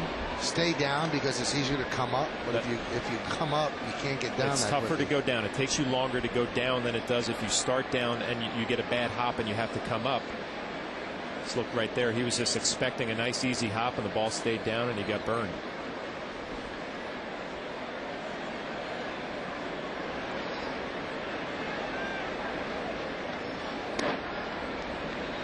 And the count 1-1. You know, Michael, seeing Jorge Posada on first base, it reminds me of a conversation I had today with Tony Pena. And he said, you know what, on the days where Georgie doesn't catch, he takes ground balls at first base. And he said he's so athletic that he could play first base very easily, in his opinion. And it kind of opened up some thoughts, you know, about maybe you might be able to mix and match a little bit this year. You know, you put Jorge Posada to first base. Will Nieves catches. If you have to pinch hit for Nieves, Posada goes back behind the plate. You know, lose a DH. You know, just you start thinking a little bit about how maybe you can give him some days off later in the year as maybe first base or a DH, or, you know, even later on in his career. People forget that Jorge Posada started his career with the Yankees as a second baseman. So if you could play a middle infield position, you could probably play anywhere. And playing first base, John, could extend his career as well. I mean, he's probably not going to be catching at the age of 40.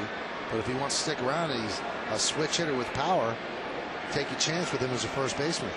Well, you think about it too. I mean, even, you know, his contract is up at the end of this year, but, you know, do you sign him with the attitude maybe he'll catch 90 games and you bring another catcher in here, maybe Will Nieves, maybe another one, to pick up the rest of those games, and then you play some first base? I mean, it gives you another thought maybe to get him some at bats and ease up on the wear and tear.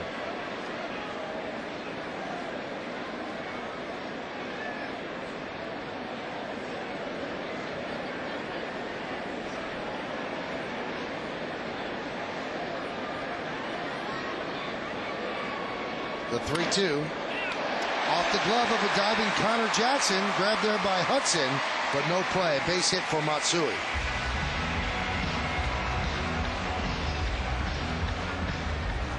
And it's a curveball again from Davis. And you can see Connor Jackson playing behind Jorge Posada. Takes a step to his right and lays out just off the tip of his glove.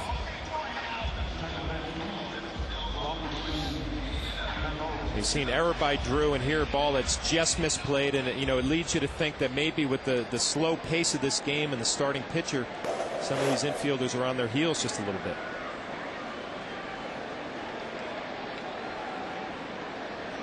Here's Robinson Cano. He's 0 for 2 here in this day game. We told you his average coming in 163 in day games, 329 in night games.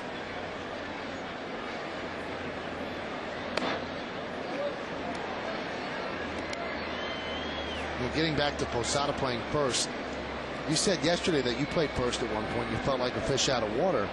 But Joe Torre has said that it's easier to go from in to out, like from catcher to first to outfield, rather than go from out to in any position. Grounded to first, grabbed there by Jackson. There's one, back to first, not in time.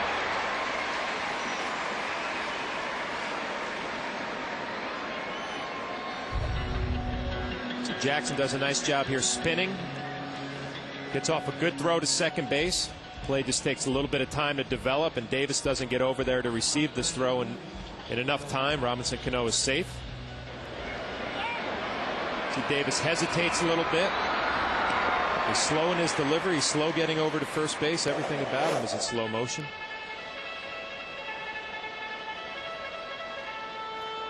These are the little things that the Yankees in this series have been taking advantage of. Any little mistake that the Diamondbacks make, they've made them pay. Last night, Alex Rodriguez hits the home run after a ball that was not turned into a double play by Hernandez. And here a play where Davis doesn't get over to finish off the double play. And the count 1-0.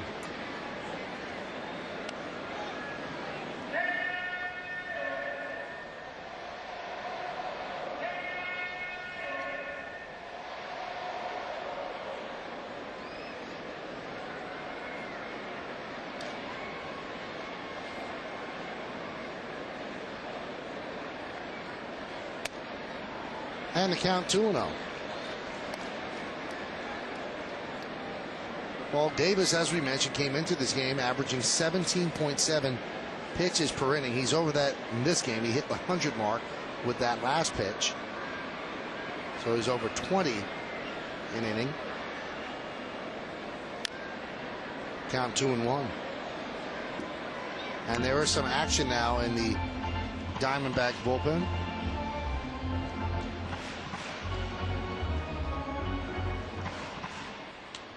It's Juan Cruz.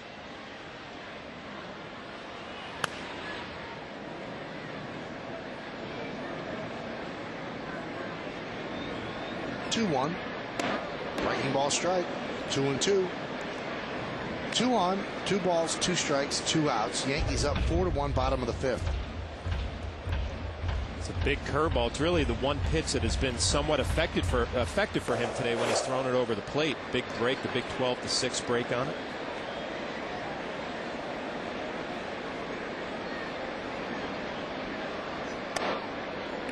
Now, if you're sitting in the dugout watching that, you know that that's the one pitch he's been getting people out with.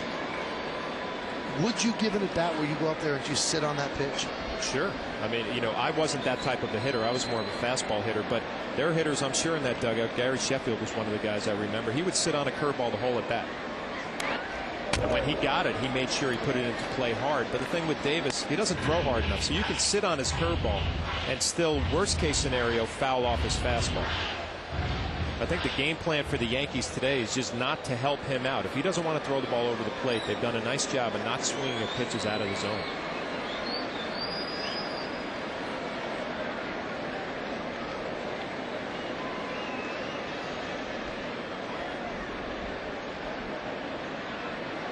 Runner goes 3-2, breaking ball strike 3 outside corner. So Phelps is down looking, so he wiggles out of trouble. No runs ahead, 1 error and 2 men left on base. We played 5 crisp innings here at the stadium. Yankees 4 and the Diamondbacks 1.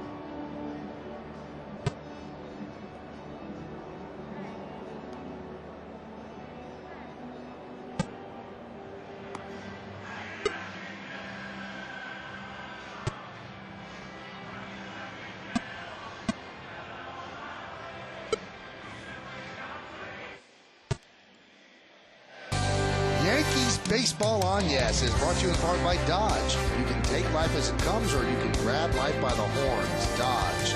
And by Continental Airlines, the official airline of the New York Yankees. Andy Pettitte is retired 9 in a row as we head to the 6th inning. Yankees lead 4-1, looking for their 9th straight victory. And Chris Young fouls it back. He's the last Diamondback to reach with an infield single. 4-6-0, beating 1-3-2.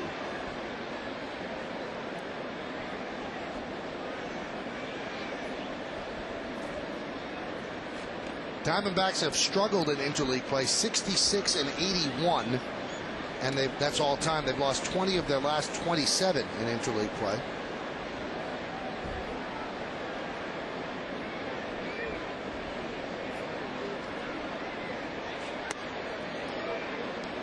The Yankees are quite the opposite. Starting on June 12, 2003, Yankees are 32-7 at home against National League teams. The 2-1. High pop-up. Backing up Cano, coming in Abreu.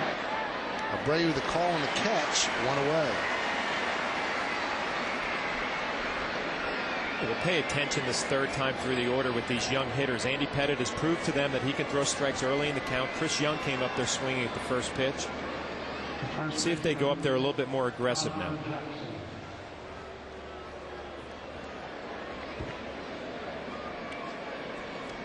Well, here's Connor Jackson. Yankees all-time in interleague play, 109-73. That's the best record of any team. The Oakland A's are second at 109-75.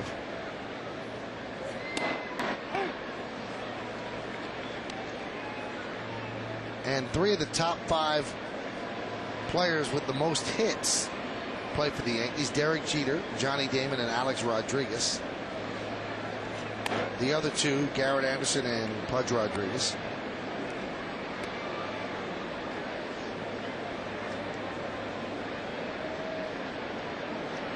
And also with their win yesterday, the Yankees win this series. They've won 18 of their last 19 interleague series here at Yankee Stadium. And the only series loss at home to a National League team over that span was to the Mets in 2005. They dropped 2 out of 3 here at the stadium. It'll be very interesting to see the dynamic this weekend, because when the Yankees went into Shea earlier this year, they were the team that was reeling, and the Mets were playing great baseball. Mets took 2 out of 3. And now it's the complete opposite. Grounded to short. Jeter. Connor Jackson's out. It's a complete opposite. The Yankees obviously playing better baseball right now, but the Yankees are healthier than they were when they went in there that first time. And the Mets, on the other hand, Alou is out still, and Sean Green just came back. Beltran's hurt, playing hurt. Yep, I mean, they've dealt with their share of injuries, and a little tailspin right now. Here's Orlando Hudson. Now, for people that are into jinxes, you'd love to blame it on the Sports Illustrated cover jinx, but the most recent SI with Omar Minaya and his team on the front cover actually came out yesterday, and the Mets slide started well before that.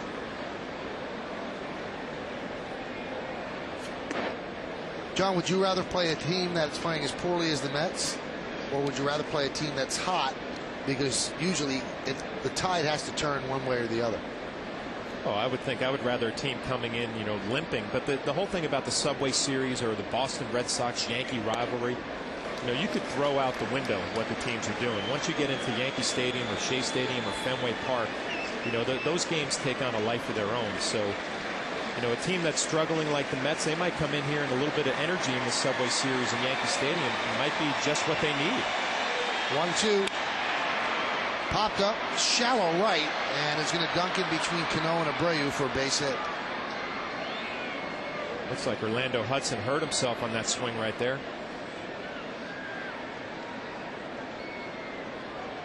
He gets jammed on this ball. It's up and in. You see he fights it off and just puts it in perfect place out in the outfield. Looks like he might have tweaked a knee or something like that.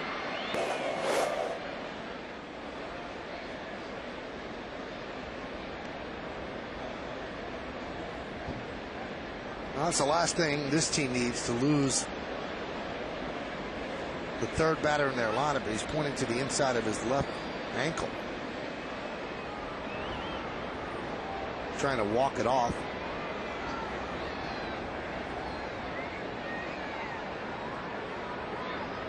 And they're going to take him out of the game.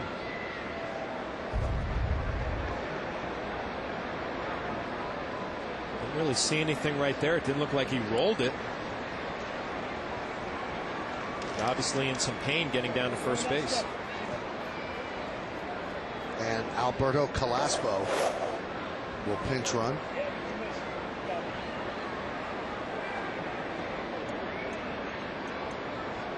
It's a tough loss for Bob Melvin and the Diamondbacks. Orlando Hudson, one of their consistent offensive players. When we mentioned it before, a team that struggles to score runs. You lose a Gold Glover and your number 3 hitter. Alberto Calaspo, number 13. So Hudson makes his way to the clubhouse. And here's Eric Burns with Calaspo pinch running.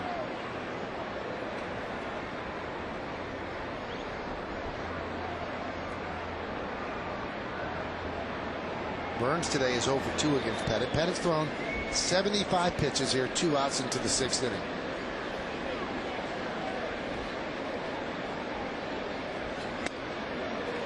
That cutter's working today. Oh, he's had a good cutter. He went to it early in the ball game, went to a couple off-speed pitches in the middle of the ball game, but the cutter has been the pitch today. And more important, not importantly, but more impressive is the velocity on the cutter. I mean, he's hit 91 miles an hour today. That's the old Andy Pettit that we're used to seeing. 76 pitches, 51 strikes. So a 2-to-1 strike to ball ratio, 25 out of the zone. The 0-1. And the count 1-1.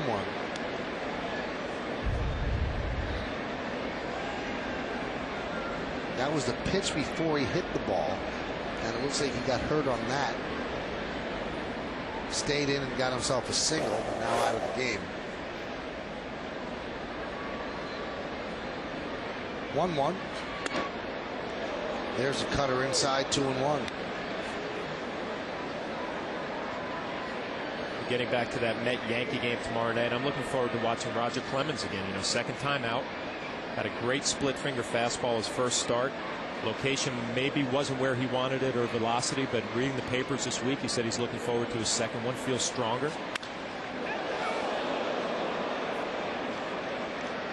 The thing that impressed a lot of people about Clemens' first start is that he looked like he was laboring and he was out of gas in the 4th inning, and then he took it to another gear and really finished strong. Remember watching that game, the 4th inning, Jack Wilson hit that double, and like you said, it looked like he finally had hit the wall. Was able to go a couple of more strong, good innings, but you know, I read in the paper he's talking about 110 pitches for tomorrow night would be somewhere that he would think that he would be able to do.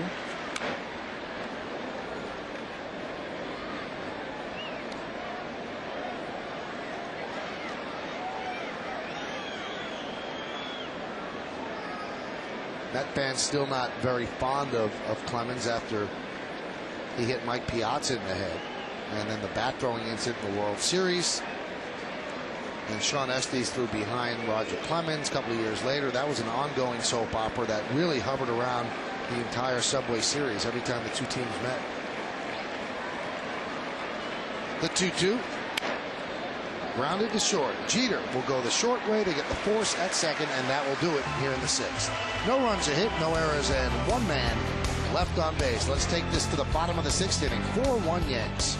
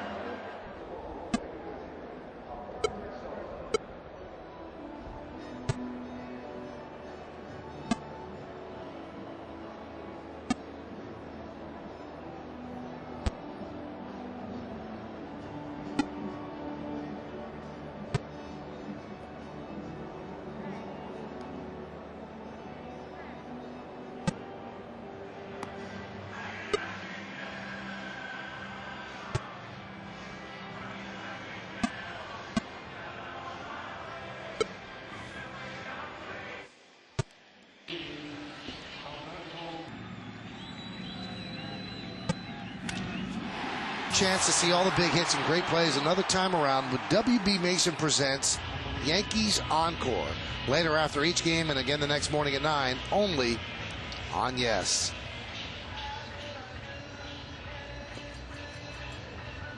Well, the Yankees lead this one 4-1, 4-6-0 for the Yanks, 1-4-2 for the Diamondbacks. New pitcher for the Diamondbacks, Juan Cruz, as Doug Davis lasted just 5 innings and he allowed 4 runs, and those are the numbers on Cruz. They're impressive.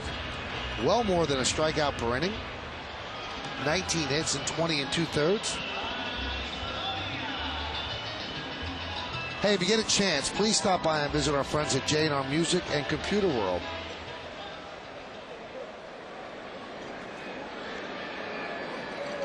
We saw Cruz on Tuesday night. He had a 1-2-3 inning, good fastball, nice tight slider. Used to be a starting pitcher a couple of years ago. Now he's in that bullpen doing a nice job for the Arizona Diamondbacks. Here's Miguel Cairo. He is 0 for 1. And there's a strike. Along with John Flaherty, I'm Michael Kay, and you're watching Yankees baseball, a Thursday matinee right here on Yes. Yankees looking for their 9th win in a row. They lead the Diamondbacks 4-1. And the pitch outside, 1-1.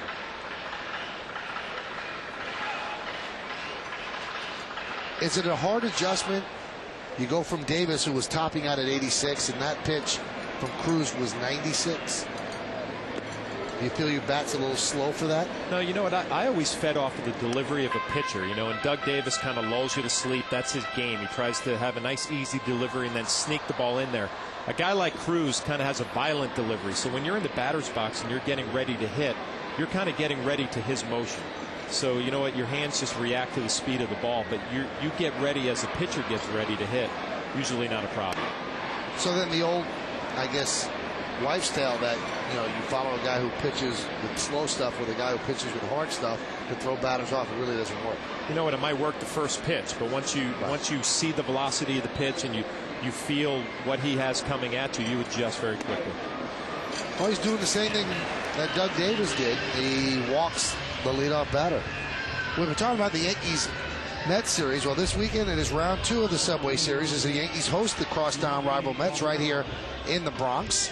Tomorrow night's coverage begins at 6 with batting practice today and then the pregame show. Then come back to Yes after the game on My 9 for postgame analysis and insights. Then on Saturday, Yes has full Game 2 coverage beginning at noon. Our Subway Series coverage starts tomorrow at 6 right here on Yes. We're all very excited about getting 2 of those games on the air because usually the Yankees play the Mets on a weekend, the Yankees play the Red Sox on a weekend. The Saturday game is a Fox game. We don't get a chance to do it. The Sunday game is invariably an ESPN game.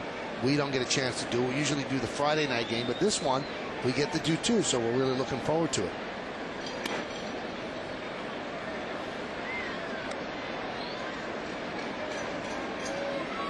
And the matchups are pretty exciting. We told you about Clemens against Perez. Then Saturday, Tyler Clippard coming off his worst start. He'll go up against Tom Glavine, who has struggled since he got the 295 wins. And then on Sunday night, Chin-Ming Wang against El Duque, Orlando Hernandez. Runner goes. There's a strike.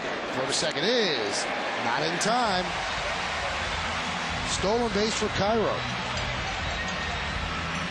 Well, we've been talking an awful lot about Miguel Cairo. He goes to play first base last night, does a good job. Third base today, does a good job. And here gets a pretty decent jump. Chris Snyder upset with himself. He makes a decent throw. He just pulls it to the shortstop side a little bit. And that's going to be the difference here with this stolen base. Take a look at it in the cannon power shot. Now, if that ball's on the bag, Miguel Cairo's out. But it's off to the shortstop side. Drew has to reach back around.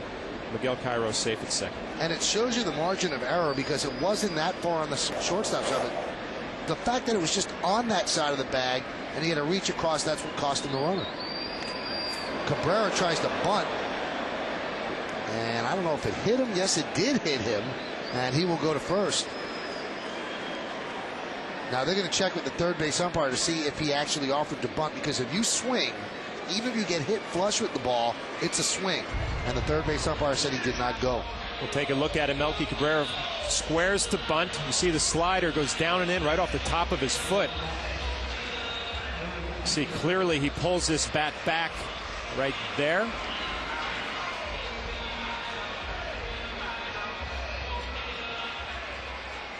Looks like it hit him right on the top of the foot as opposed to a toe.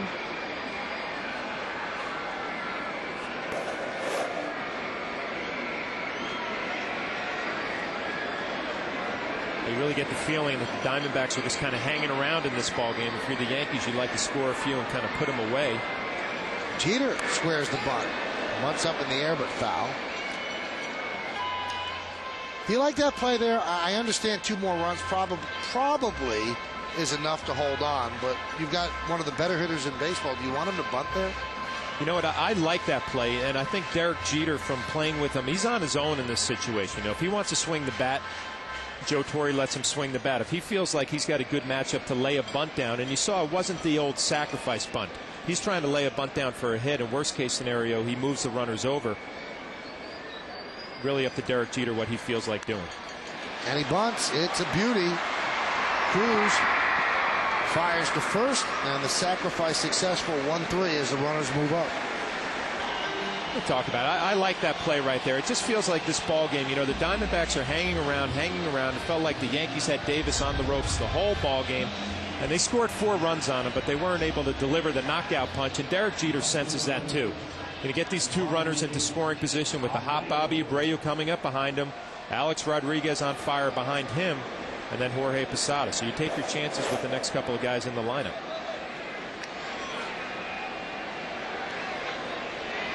Well, the Diamondbacks do bring the infield in, and Abreu is 1 for 2 with a walk and a run scored.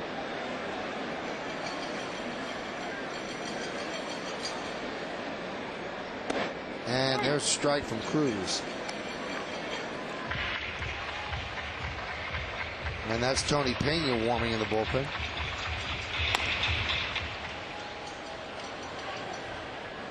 And that's Tony Pena in the first base coaching box.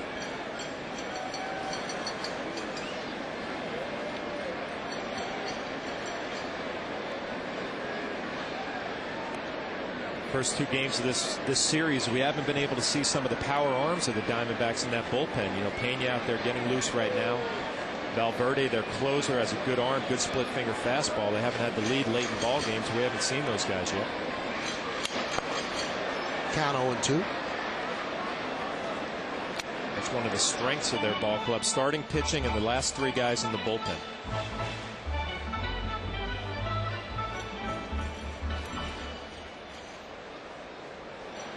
The Yankees have runners on second and third with 1 out. Pena continues to heat up. 4-1, Bombers lead. We're in the bottom of the 6th inning.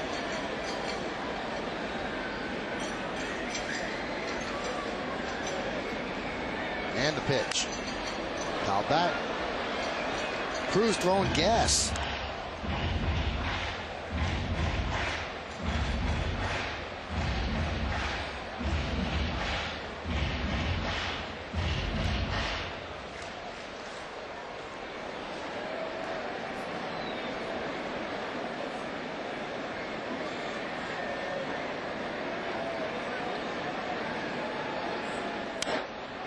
Served into left field, caught there by Hairston. Tagging is Cairo. Here's the throw.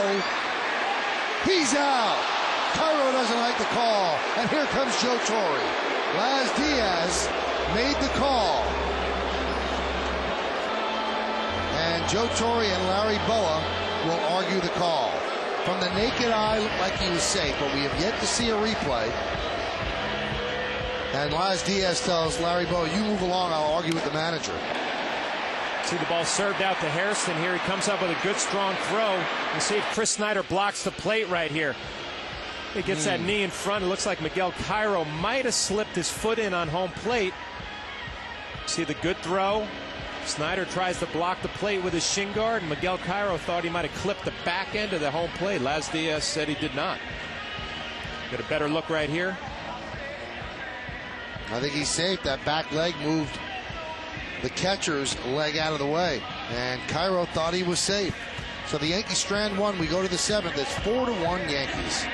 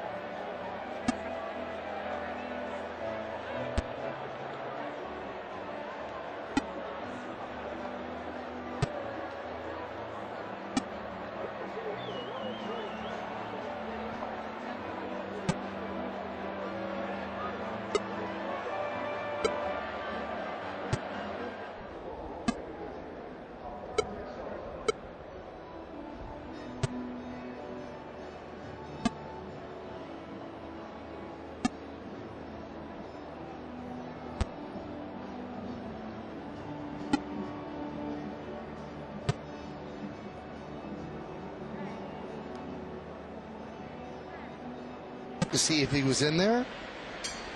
It's a very tough call. You know what? His front foot misses home plate. His back foot touches home plate, but it's all about the timing with the tag from Snyder. Looks like he might have snuck in there.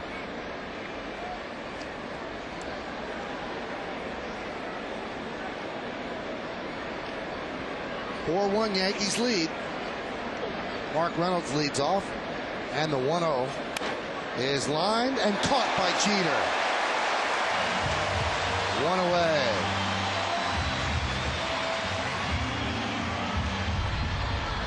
Arizona Diamondbacks trying to fight their way back in this one. Mark Reynolds hits a bullet here to Derek Jeter's right. Talk about outfielders getting good jumps on baseballs, infielders as well on this line drive. Good jump by Derek Jeter with full extension. Nice play. It's all about reactions. That first step, the most important. Here's Chad Tracy, and there's a strike. I talked to Andy earlier in the week about how he's been pitching in hard luck, and he said, what are you going to do? He said, last year I got off to a terrible start. He said, I finished strong. He said, I guess it all turns around, it evens up.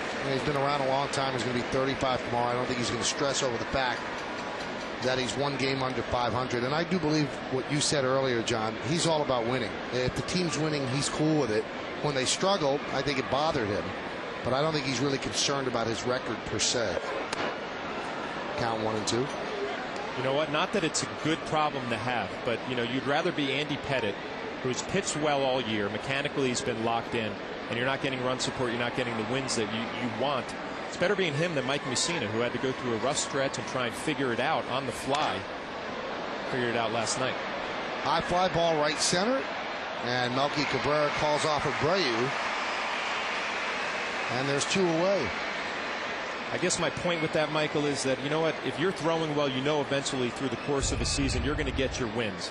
You see Bobby Abreu calling for it, and Melky Cabrera, being the center fielder, has priority. If he calls, it's his ball. Now you wonder how that plays out there. Okay, Melky's the center fielder, but Bobby Abreu's the veteran. And it almost seemed as if Abreu said, oh, it's going to be like that?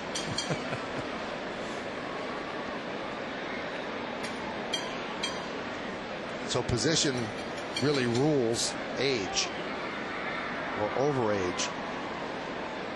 You know what? If I have a center fielder out there, I want him going after everything that he can get. I want him to take charge of that outfield, even if there's a veteran in right field. And it's Melky Cabrera's ball. If he feels like he can get to it, he calls for it. It's his ball, being the center fielder. And the pitch to Hairston is a strike.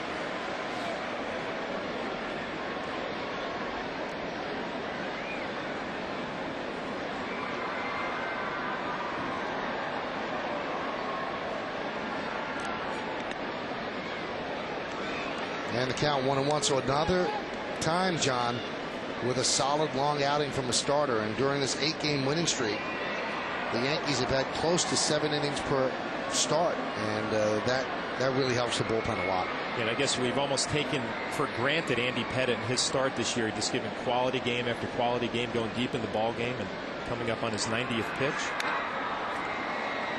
And the count 1-2. And I mentioned 90 pitches. Joe Torre, before the ball game, he was doing his little press conference talking to Kim Jones, and he said, we pay attention to Andy around 90 pitches and see how he's doing. He's working hard. If it was a tough 90, an easy 90, I would say today he would consider this a pretty relatively easy 90 pitches so far.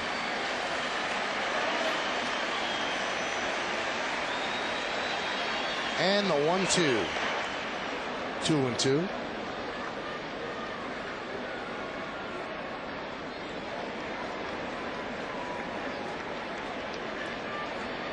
Crowd of 53,712 here in the Bronx today. Watching the Yankees lead the Diamondbacks 4-1, top of the 7th. The 2-2. Strike 3. Hairston down looking. Andy Pettitte had retired 15 of the last 16 batters, and he has now completed 7 innings in 7 of his last 8 starts. Diamondbacks go down in order 1-2-3. It's time for the 7th inning stretch. Yankees lead the Diamondbacks 4-1, and join everybody here at the stadium as we honor America by listening to the voice of Yankee Stadium, Mr. Bob Shepard. as we remember the servicemen and women who are stationed around the globe, and especially remember those who have lost their lives defending our freedom and our way of life.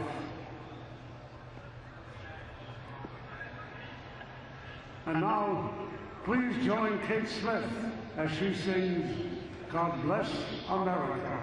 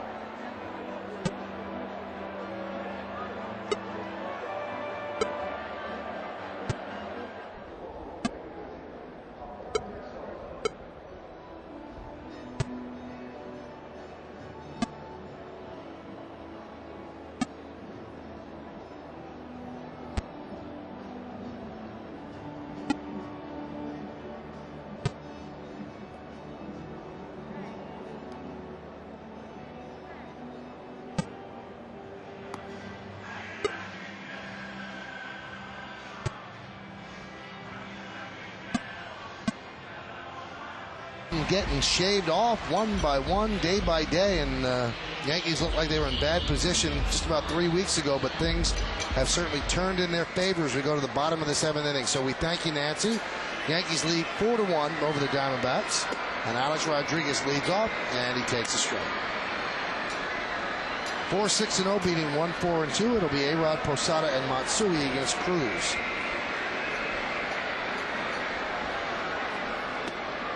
There's a strike.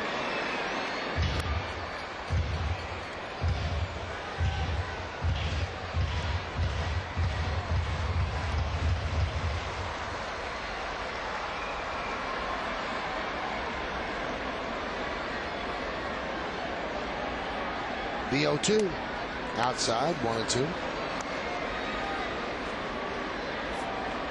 98 miles an hour there, the fastball from Cruz. And you know, when you're a starting pitcher, you pace yourself a little bit more. Now a relief pitcher, going to go in there for 1 or 2 innings and kind of let it all fly.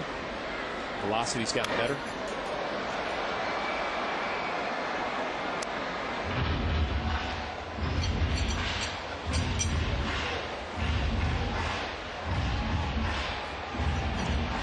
Sean Henn is up in the Yankee bullpen, probably just to get some work in. Doubt they're going to bring him into this 4-1 game. I think Andy Pettitte will probably pitch the 8th inning. The 1-2, upstairs, 2-2. Yeah, Michael, you think it would probably be a situation. Sean Henn probably getting some work since he wasn't used in the middle of this ball game, and you know, Andy Pettitte will go out to start the 8th inning. You probably would see some relief pitchers getting loose as he goes out there to start the inning.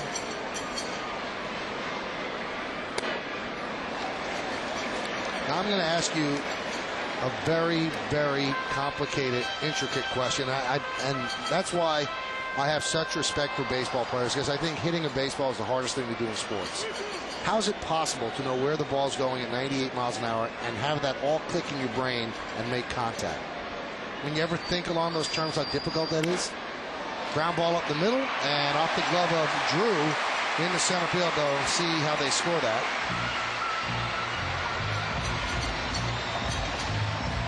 The ball was hit hard to Stephen Drew's left, so we'll see how they score this one. See, it's a slider down and away. Alex kind of just hooks it, but he hits it hard. A little nonchalant right there. They give him a base hit. They give him a base hit. Seen a ball that Drew came up on. This one he stays down, and the ball just bounces right over the top of his glove. Probably a play he feels like he should have made. You know, Michael, getting back to your point about hitting, I mean, hitting obviously is, I think, the hardest thing to do in all sports, but you never think that way, because the little things like picking up a fastball out of a pitcher's hand or picking up a curveball or a slider, they happen naturally. So, you know, right out of his hand, you know velocity, fast or slower with the tilt of his hand. If you actually break it down in frames and segments, the mind could comprehend that in a nanosecond. I mean, it all happens so quickly. And then if they happen to put a little wrinkle in it to adjust to that, it's just an amazing thing. It's an amazing physical act. Pitch is low. When you're going good, you recognize that wrinkle right out of his hand. So everything kind of slows down for you. And the other way, you're always ready to hit a fastball. So right out of his hand, you recognize fastball, and then you just react. But you know, the great hitters put it all together with the discipline not to swing at bad pitches, recognize pitches early. And at this point, every Major League Baseball player, velocity, if you talk to most of the guys, not a factor. You're talking 93, 94. I mean, you see that pretty much every day. You know, when guys get up there about 98, like Cruz is throwing here, obviously it becomes a little bit more of a factor. But velocity for Major League hitters, they're not too concerned about it. It's more movement and off-speed pitches that give them trouble. So when you're up here, you can hit a fastball. Getting to the big leagues means that you could hit a fastball. Exactly. You see most of your minor league good hitters, they get into fastball hitters count, and if you throw 95, it's no big deal. They'll take care of it. It's the young guys who come to the big leagues that have to make adjustments with the curveball, slider, split finger. And you know, let's face it, if a pitcher has a good off-speed pitch one day, you're not going to hit it most of the time. You hit the mistake off-speed pitches. So at what point does a fastball become something that it becomes a concern? 97? Yeah, I was going to say anything over 90, 95, 96, 97. Then it's special. Then it's okay. Now I got to gear it up a little bit. But if you're a pitcher, you're throwing 92, 93 miles an hour for the average Major League hitter, that's not really a concern. You don't feel like you have to cheat to get to that pitch. So what Cruz is throwing now, there's a breaking ball at 86. Cruz is somebody that you have to gear it up. Yeah, you got to say, you know what, I respect the velocity of that fastball, so I have to be ready for that pitch. And if he throws a good off-speed pitch, which he did right there to Jorge Posada, you take it and you tip your hat to him.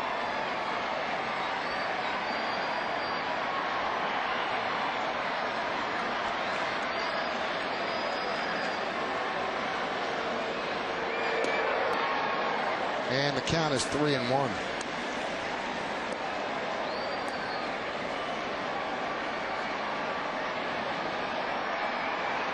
Now the Diamondbacks have not looked as if they've had a lot of confidence in this series. They've played back on their heels. The pitchers have been tentative, and their hitters have not really done the job either. That one's laced into left field. It is a base hit. A-Rod will move to second, so Posada picks up a single.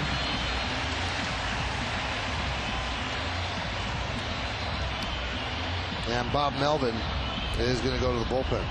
That's a nice piece of hitting from Jorge Posada. It's just a fastball middle away. See the head down right there. Nice extension through the plate.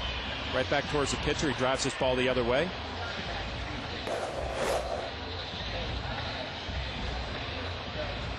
Well, Doug Slayton, the only left-hander in the bullpen, is going to come on to face Matsui. Come on back for that matchup.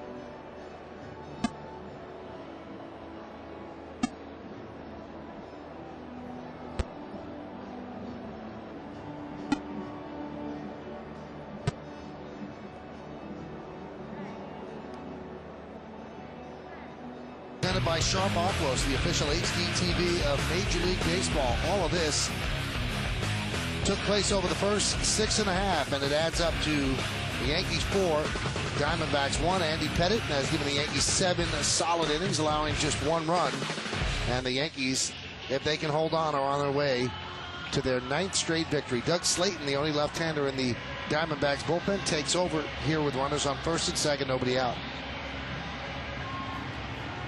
And Slayton, a big, tall left-hander, 6'5", lefty specialist pretty much in Bob Melvin's bullpen. He's got a good slider, 80, 81 mile an hour slider. Sure it's what Hideki Matsui is gearing up for in this at-bat. Matsui has pushed his average to 296 with his 2 for 3 against lefties this year. 253. He's usually very good against lefties, and against righties 317. Do the Yankees try to bunt again? Probably not with Matsui. First and second, nobody out. And he takes a strike. Anyway, the point I was making before the pitching change was made, you were on some Diamondback teams that, not Diamondback teams, Devil Ray teams that lost a lot of games. Do teams sometimes come into a ballpark and just have a defeatist attitude, thinking they're going to lose? Oh, I don't think there's any doubt. You go out there almost like, if we could play a competitive ball game, we'll take our chances. Instead of going out there with an attitude like we can beat this team. And coming into Yankee Stadium for a young expansion team in Tampa and Arizona, they're obviously not an expansion team anymore, but a young ball club, you are intimidated by this place.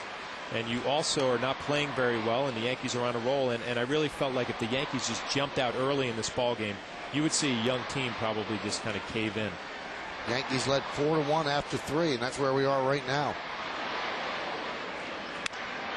And that one is lofted into center field. A great read by A-Rod. He will round third, and he will score. The throw is over the head of Reynolds, bounces into the seats. Posada will score, and the Yankees lead 6-1. And they will move Matsui to third. John, that play was made by A-Rod's read. Well, the tough read is for Alex Rodriguez because the ball is actually behind you, and he gets a great read off the bat. He goes right away. Jorge Posada actually has an easier read, but he's aggressive. He doesn't even have to look at Larry Bowa on this, and Chris Young throws the ball into the seats. But here, Alex Rodriguez, look, he sees the ball off the bat. He doesn't even pay attention to where it's going to land. Baseball instincts right there just tell you it's going to find some grass. Jorge Posada had a little bit better angle on this, and he just right away decides, I'm going to challenge Chris Young and go to third base. Gets underneath his throw and airmails Reynolds. Single, RBI, and an E8, allowing the second run to score. Infield is in for Cano. And there's a strike. You see runners on second base always turn around, look at the outfielders. That's why A-Rod went on the crack of the bat. He knew there was no way that Chris Young could get there, and that's why he scored without a throw. If you hold up on that, there's no way that Posada even could think about going to third. Foul back.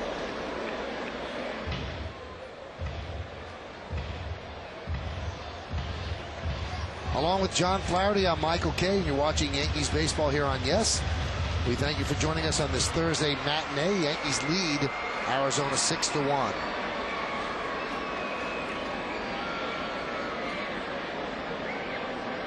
Diamondbacks infield in. The 0-2 to Cano. 1-2. Yankees would obviously love to tack on another run right here, but you kind of felt like that was the big play in this ball game. It kind of puts the Diamondbacks away right there. Kind of feel like this game they've just been kind of hanging in there, waiting for something positive to happen, and all of a sudden you throw 2 more runs on the board. He swings and misses. They get an angle. The out is made at first, and Matsui stays put at third. So it's a strikeout, and the putout is made 2-3. And now Bob Melvin will start to mix and match as he will go to a right-hander in the bullpen with Josh Phelps due up.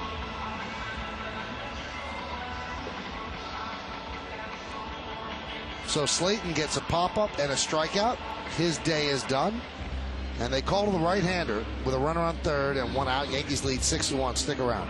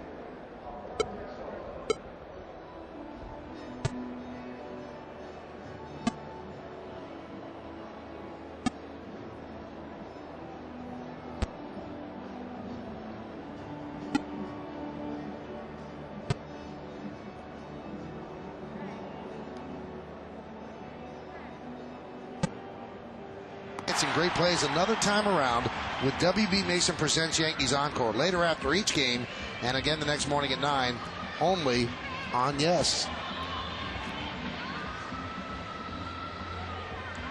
Well, Tony Pena takes the mound. A lot of these arms come out of the bullpen, and they can throw, and they've got good numbers. Well, they do. Tony Pena, you know, in the best case scenario for Bob Melvin, he's their 7th inning pitcher with a lead. You see the numbers, a good ERA and the hits, only 19 in 33 innings and the 22 strikeouts. But another hard thrower, upper 90s, has a slider that's a little bit inconsistent, but he can run it up there pretty good.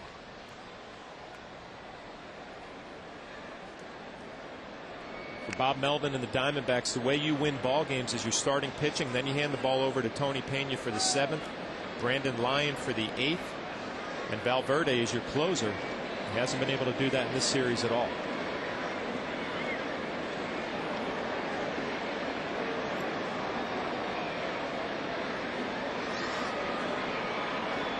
And the pitch to Phelps, 1-0.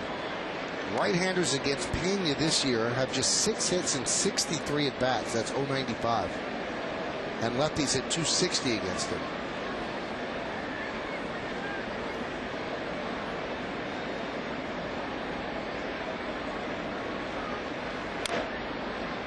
Now the Yankees have a pinch hitting opportunity here, and that could be Johnny Damon. But with a 6-1 lead, you don't want to empty your bench at this time. And that would also plug Damon in at first base for the first time. So they keep the status quo here and have Phelps up against Pena. 1-1.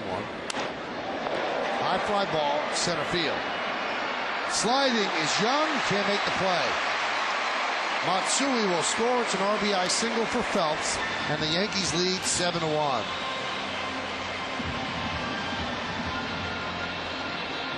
Well, it's a good hard fastball from Pena, and Phelps doesn't hit it good. He gets jammed a little bit. We're going to watch Chris Young come in on this. He tries to go to the slide right off in his hip pocket to the side of his body, and he just doesn't come up with the play. Right off the end of his glove. You see him come in here, right here, go to the slide in your hip pocket, and just doesn't come up with it. It's an RBI base hit for Josh Phelps. So now 7 for 64 righties against Pena, and now Cairo will take his hacks against the right-hander.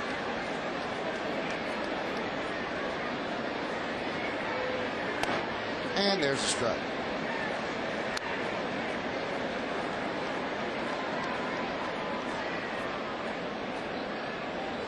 Miguel today is 0 for 1. Had a sac bunt in the second, strikeout looking, then a walk. Also a stolen base. Count 1-1. Got a shot there of Pettit, who looks to be on his way to evening his record up.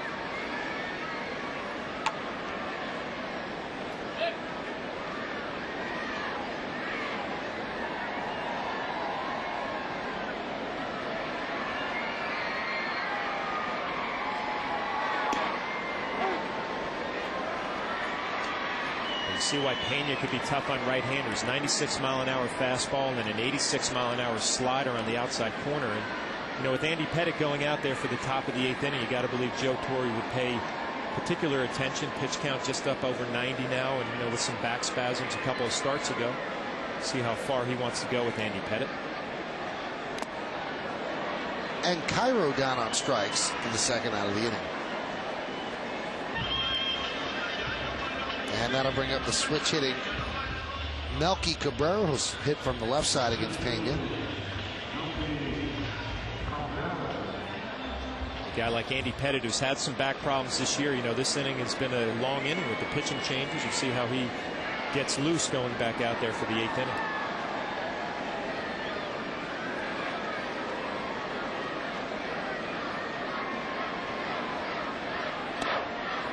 there's a strike.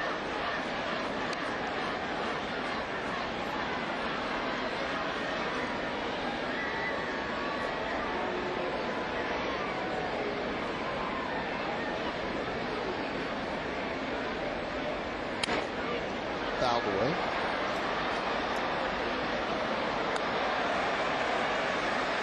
Roger Clemens gets start tomorrow against the Mets, his second start. Won his first one against the Pirates. Two buddies played here in New York, then the 3 years in Houston, and now back here in the Bronx.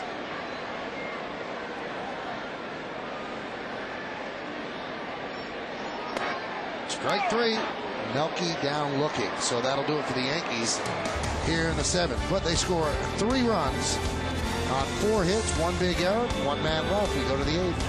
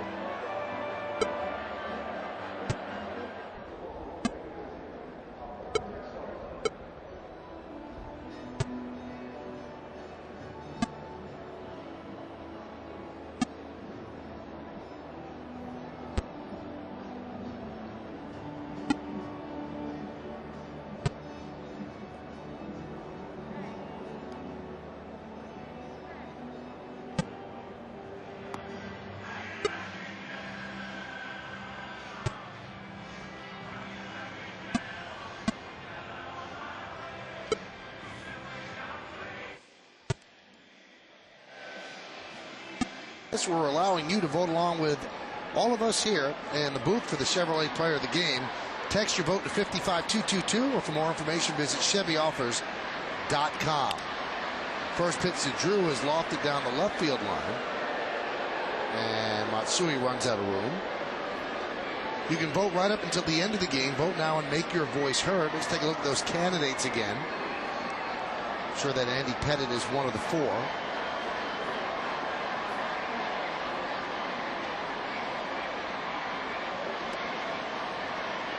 And we will find out in just a moment.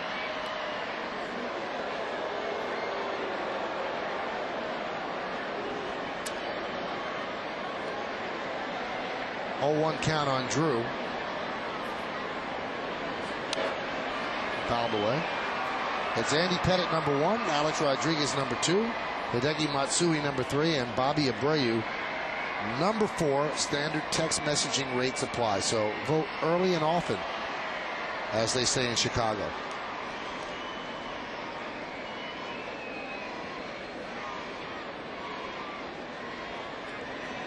The 0-2. Outside 1-2. I just logged my vote, Michael. Did you? I did. On the cell phone? I did. 55222. I got it in. You want to tip your hand? Tell everybody what you did? Well, I don't think there's any question out of those candidates who I would vote for.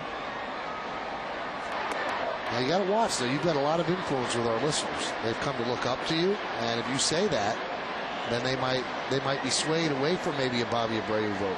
Well, just remember what Joe Torre says the strengths of his ball club are. Starting pitching. That's what they go with. That's what they win with. Soft ground ball to second base. Cano. And there is 1 away. Time now for the Diamondbacks in-game box score, sponsored by Hummer. There are just 4 hits in there.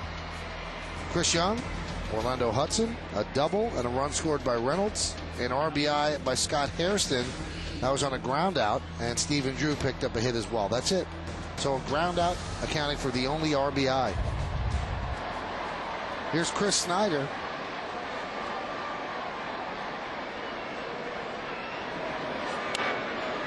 Foul back.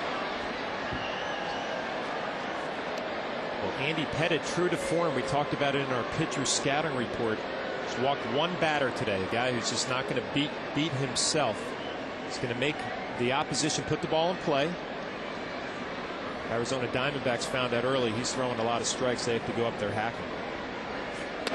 And the only guy who walked was in the first inning, Orlando Hudson, on a 3-2 pitch. Now, we told you that in 7 of his last 8 starts, Andy Pettit has gone at least 7. The only time he didn't was against the Red Sox. He went 4 1/3, had to leave the game with a back problem. So he has been a model of consistency for the Yankees. Grounded to third. Cairo gets a nice hop. And Phelps can't come up with the scoop. So that'll be an E5 on Cairo.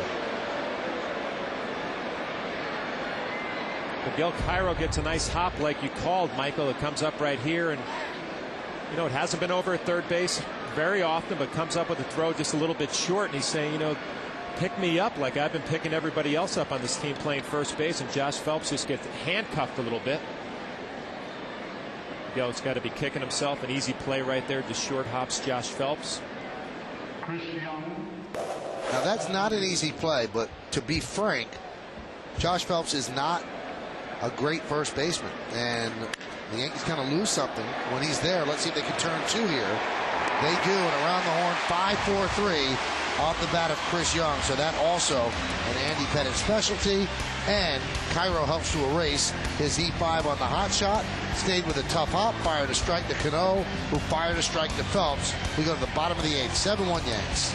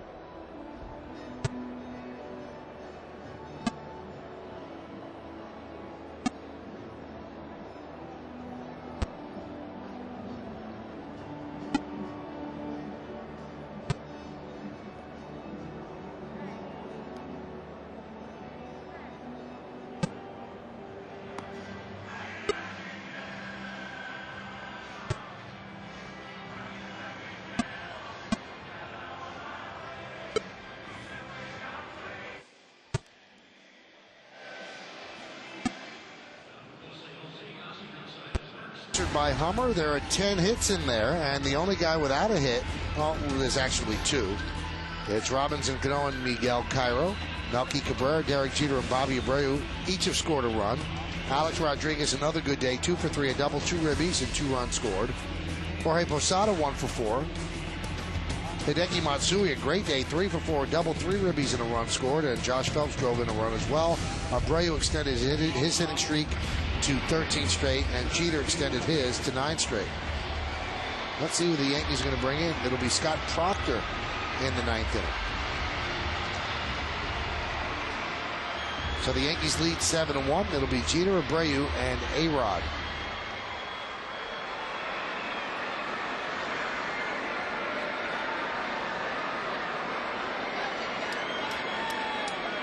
And Brandon Lyon comes in. They've got to use these guys because they haven't had an opportunity to save games. See his numbers. Less than a hit per inning. 4-2 record, 2.51. Count 1-1. Brandon Lyon was part of that Kurt Schilling trade that brought Kurt Schilling back to Boston. Lyon headed out to the desert here in Arizona. He's got a good fastball, but his bread and butter is his curveball. Really good curveball. Jeter inside outs the ball at right field, a base hit. So another multi-hit game for Jeter. He is 2 for 3. It's just a solid, consistent approach every day for Derek Jeter. You get a fastball out over the plate, you drive it to right field. If Lyon decided to go with an off-speed pitch, it would speed up his bat a little bit and he would pull it.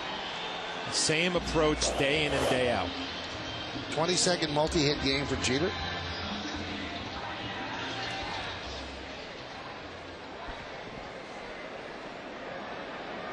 And here's Bobby Abreu, 1 for 3 with a run scored.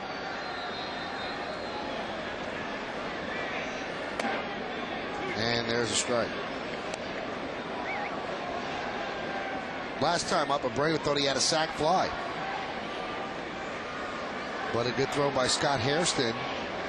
Looked like it nailed Miguel Cairo. At least that's what Laz Diaz, the home plate umpire, thought. So a 7-2 double play. Count 0-2. Abreu not in love with that call.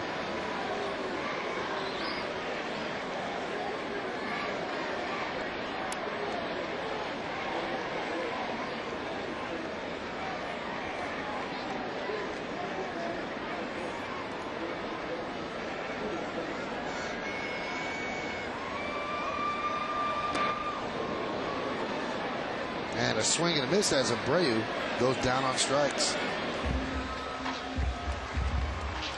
It's not an at-bat we're used to seeing from Bobby Abreu, especially on this hitting streak that he's on. Usually those 0-2 counts turn into full counts very quickly. We talked about the curveball from Brandon Lyon. It's his #1 pitch. Here's A-Rod walking the first, double in the third, fouled out to first, and then a single. 25 homers and 68 ribbies for Alex Rodriguez. Waited on the breaking ball, but fouled with that. And Alex has done a nice job as a designated hitter today. Now, I was kind of curious to see how this was going to all play out because he's one of those high-energy guys on the ball club that enjoys playing defense, is always into the ball game, and obviously found a routine as a designated hitter in between innings that works for him.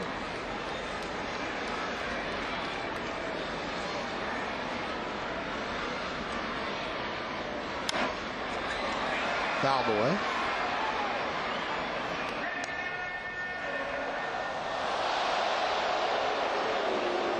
Yankees 7 runs, 11 hits, and 1 error.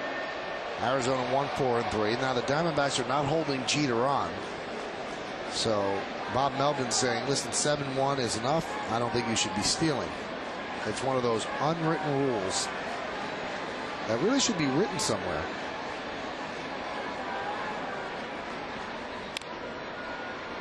I just don't know about that, though, John. The way the offenses are in baseball now, I don't know if a 6-run lead is enough, and to have your team have the dogs called off just because you're playing behind them, I don't know. I mean, in my opinion, you kind of go on the feel of the ball game, and the way this game has gone for the Diamondbacks, they really have not mounted any sort of a threat. Offensively, they're not known as a good offensive ball club, so you know, you kind of call off the dogs a little bit here and not try and run the score up. Grounded left side and through for a base hit. Boy, the left side of the Diamondback infield, they are having trouble with some hops. Gloves down when it comes up, it's up when it goes down, and that's a base hit for A-Rod, so his 3rd hit of the afternoon. And Alex Rodriguez will take it right here. I mean, he pulls this ball in between the hole, and Reynolds goes to his left. He seems to get a pretty good jump on it, and the ball just right out of his reach. But, you know, that's the difference between a young ball player and a veteran. The little things, the making this play right here have a possibility to turn a double play. Next thing you know, Lyon is in trouble with first and second, only 1 out. We've seen a couple of those plays. Chris Young comes sliding in on a fly ball just off the tip of his glove. Drew makes an error and then makes another play that it probably looked like he should have made. And there's a strike.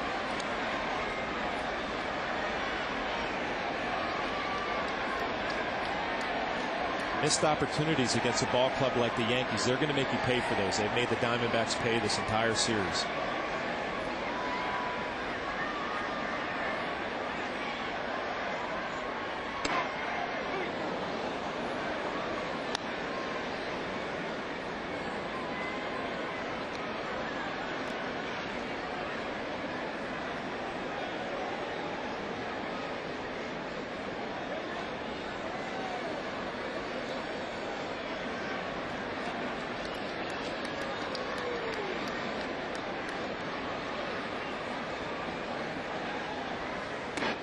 Missed inside, count 1-2. It is funny though, you play behind the first baseman or the runner at first, and you call off the dogs that way. But there's no way that any batter gives up an at bat. They're hitting just as if it was 1-1, bottom of the 15th inning. Well, that's the difference between a Major League Baseball player and a minor league player. You know that you just never give away at bats. You always keep that mental focus. You take that to another level here in a type of ball game here where you pretty much have it in reach, and like you said, Jorge Posada's going up there to do some damage right now. Never see the hitters give up a bad at bat. And more so on this Yankee team. Even when they're way behind, even way ahead, they know that if you get out of what you do well, you might get out of it when it counts. And that dates back to 1994 when they started to play like that. A lot of it was Wade Boggs. He rubbed off on the team. That was when things started to turn here, and Boggs, every at bat, every pitch was Armageddon. Same thing with Mattingly, and then O'Neill came over, and that's how it was then too. It just didn't give away at bats. I think you said it perfectly too. It's one of those things, once you let up a little bit and relax, and then all of a sudden you're in a bad habit, and next thing you know you're in a slump. You got to stay on top of your mechanics, on top of your game. That could be two. There's one. And there's two, a 4-6-3 double play. So the Yankees do not score in the 8th inning.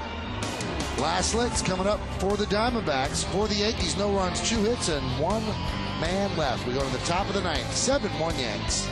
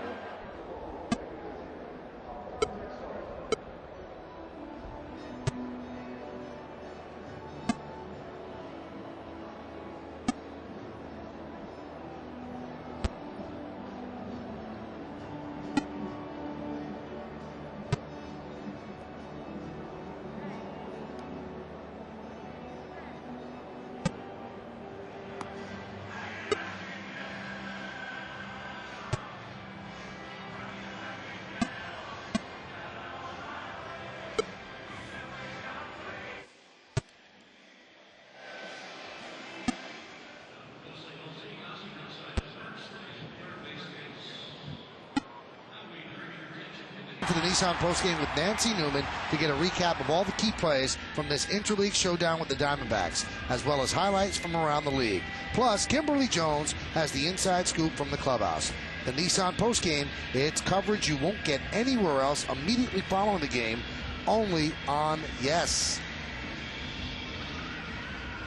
Well, the Diamondbacks have essentially run out of time. They have 3 more outs to try to score 6 runs and keep this game going and avoid getting swept. They'll have to do it against Scott Proctor. Andy Pettit gives the Yankees 8 solid innings, 4 hit ball, 1 run, and they turn it over to Proctor.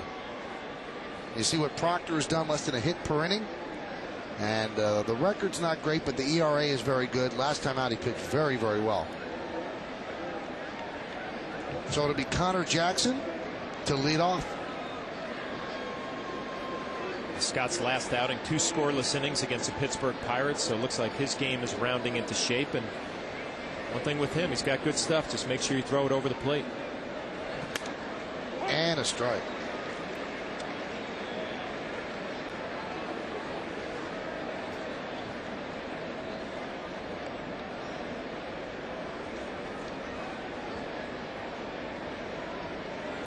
Pitch outside, 1-1.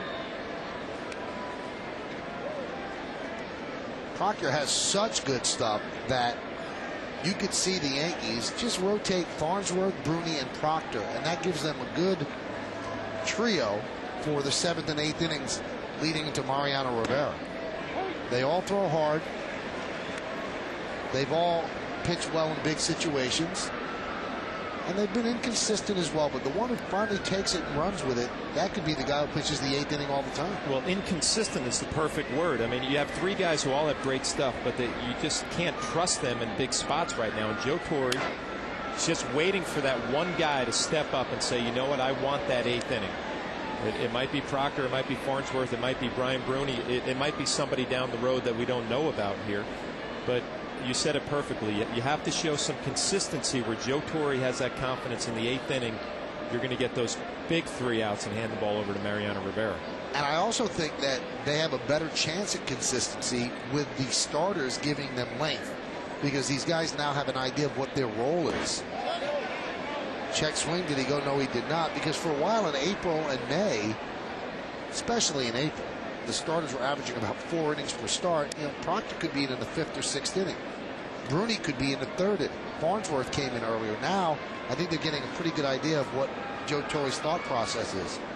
And you know what? Fatigue is not as much of a factor right now. And you know where fatigue shows up? It shows up in your control, where you can't keep your mechanics together. All of a sudden, you can't find the plate. Now it looks like these guys, like you said, they're on pretty much regular patterns. They know when they're going to pitch, and the control has gotten better because of it.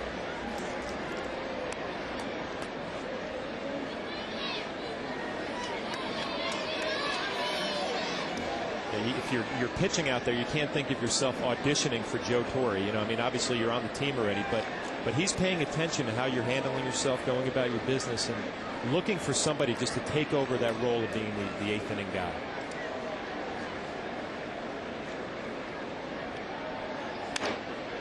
That one is looped into right field for a base hit, so Connor Jackson starts off the 9th inning with a single. That's his first hit of the day. Along with John Flaherty, I'm Michael Kay. You're watching Yankees baseball right here on Yes. Diamondbacks in the top of the 9th inning. They trail the Yankees 7-1. Yankees looking for a sweep and also looking for their 9th straight victory. Here's Alberto Callaspo.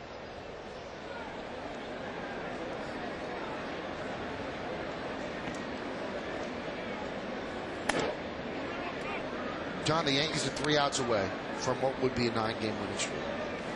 Honestly, the way they were playing in April and May, did you think they had this in them? Well, you knew the potential was there, but what you were watching out on the field, you know, 9 games in a row would be the furthest thing Joe Torre and his staff was thinking about. You just wanted to take it 1 game at a time. But it's amazing now, all of a sudden, there's a new breath of fresh air, so to speak. Everybody's healthy. You get all your ducks in a row. The Red Sox have kind of scuffled a little bit at the perfect time for you. When you're playing well, you've made up some ground. We look forward to the next round of the Subway Series. High fly ball, center field. Cabrera drifts back, and there's one away. Well, we got to be fair to the Yankees too. I mean, we talked at the beginning of this series that, you know, the Diamondbacks came in here on top of their division.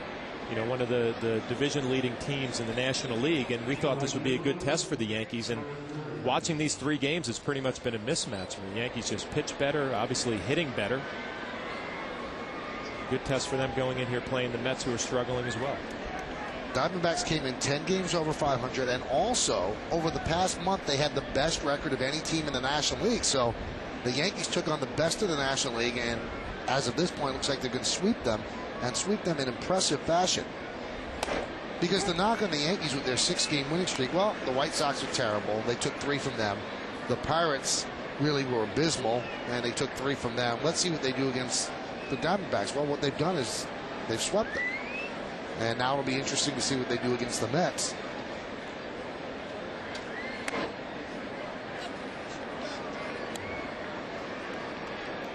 You know what, offensively, you felt like the Yankees were going to be able to shut down the Diamondbacks in this series, which they have. But you know what, they went out there against Brandon Webb, you know, the reigning Cy Young Award winner in the National League, and they didn't beat him up, but they did just enough. Big 3-run homer from Bobby Abreu in the first inning of the series. And the count 1-2. And then the Yankees, after the Mets series, will go on the road, and it's a very long road trip. It's 3 games in Colorado, 3 games in San Francisco, so they'll have to play without the DH. And then they start back with intra-league play, and they have 3 games in Baltimore. So they're on the road for a while. That'll be 11 days on the road. 10 games, 9 games, 11 days if you count the travel day of Monday. Swing and a miss, and Burns down on strikes, and the Yankees are 1 out away from the sweep. Scott Proctor obviously feels very good about his fastball, 94 miles an hour, but the location just perfect. Right on the outside corner, down and away. Got a fresh arm, he's just letting it fly out there. So here's Mark Reynolds. Diamondbacks down to their final out.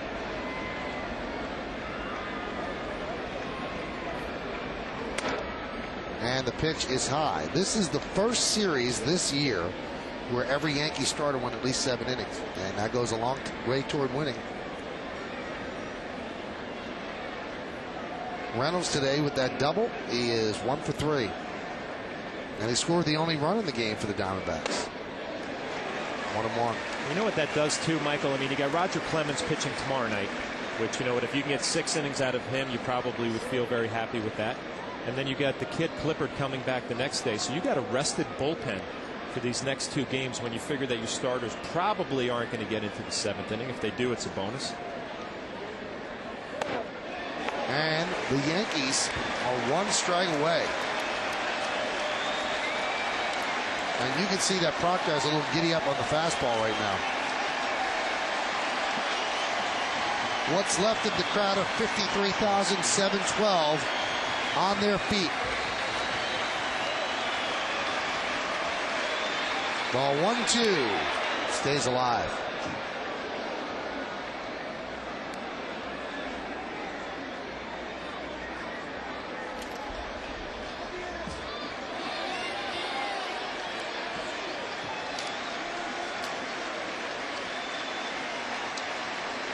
Runner on first, Connor Jackson. 2 outs, a 1-2 count.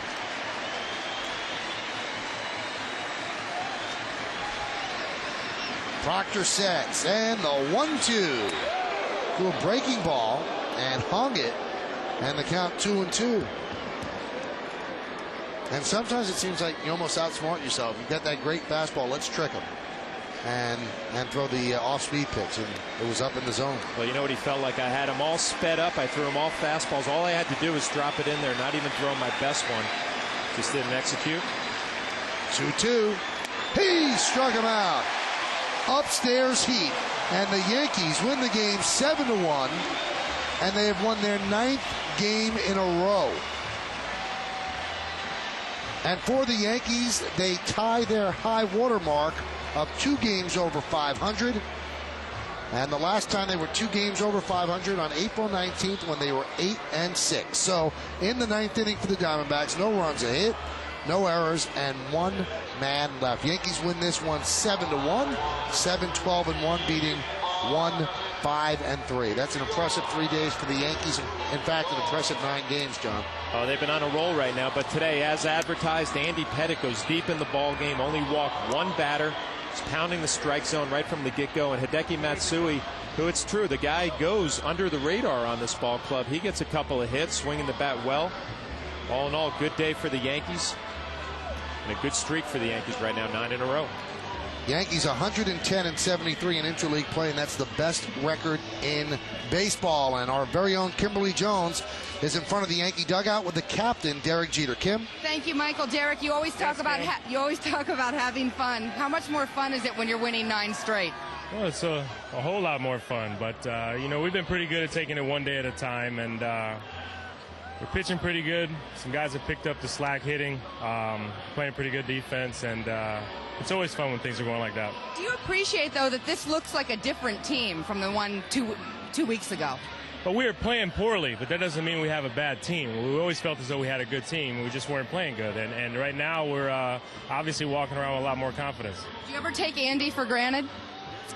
No, I've been with Andy for a very long time, since 1992, and he always seems like he keeps us in the game. Yeah, he's going to make mistakes at times, but especially this season, he's been as good as I've seen him. I know you get pumped up for the Subway Series, but how much different does it seem this time around, given that you're the ones on a good streak and the Mets are really struggling? Yeah, I really don't think it makes a difference. You know, anytime these two teams play, there's a lot of excitement in the stadium, and sometimes when you play the best, you bring out the best. So hopefully we can continue to play well. And you do get pumped up for the Subway Series, right? Yeah, just like you.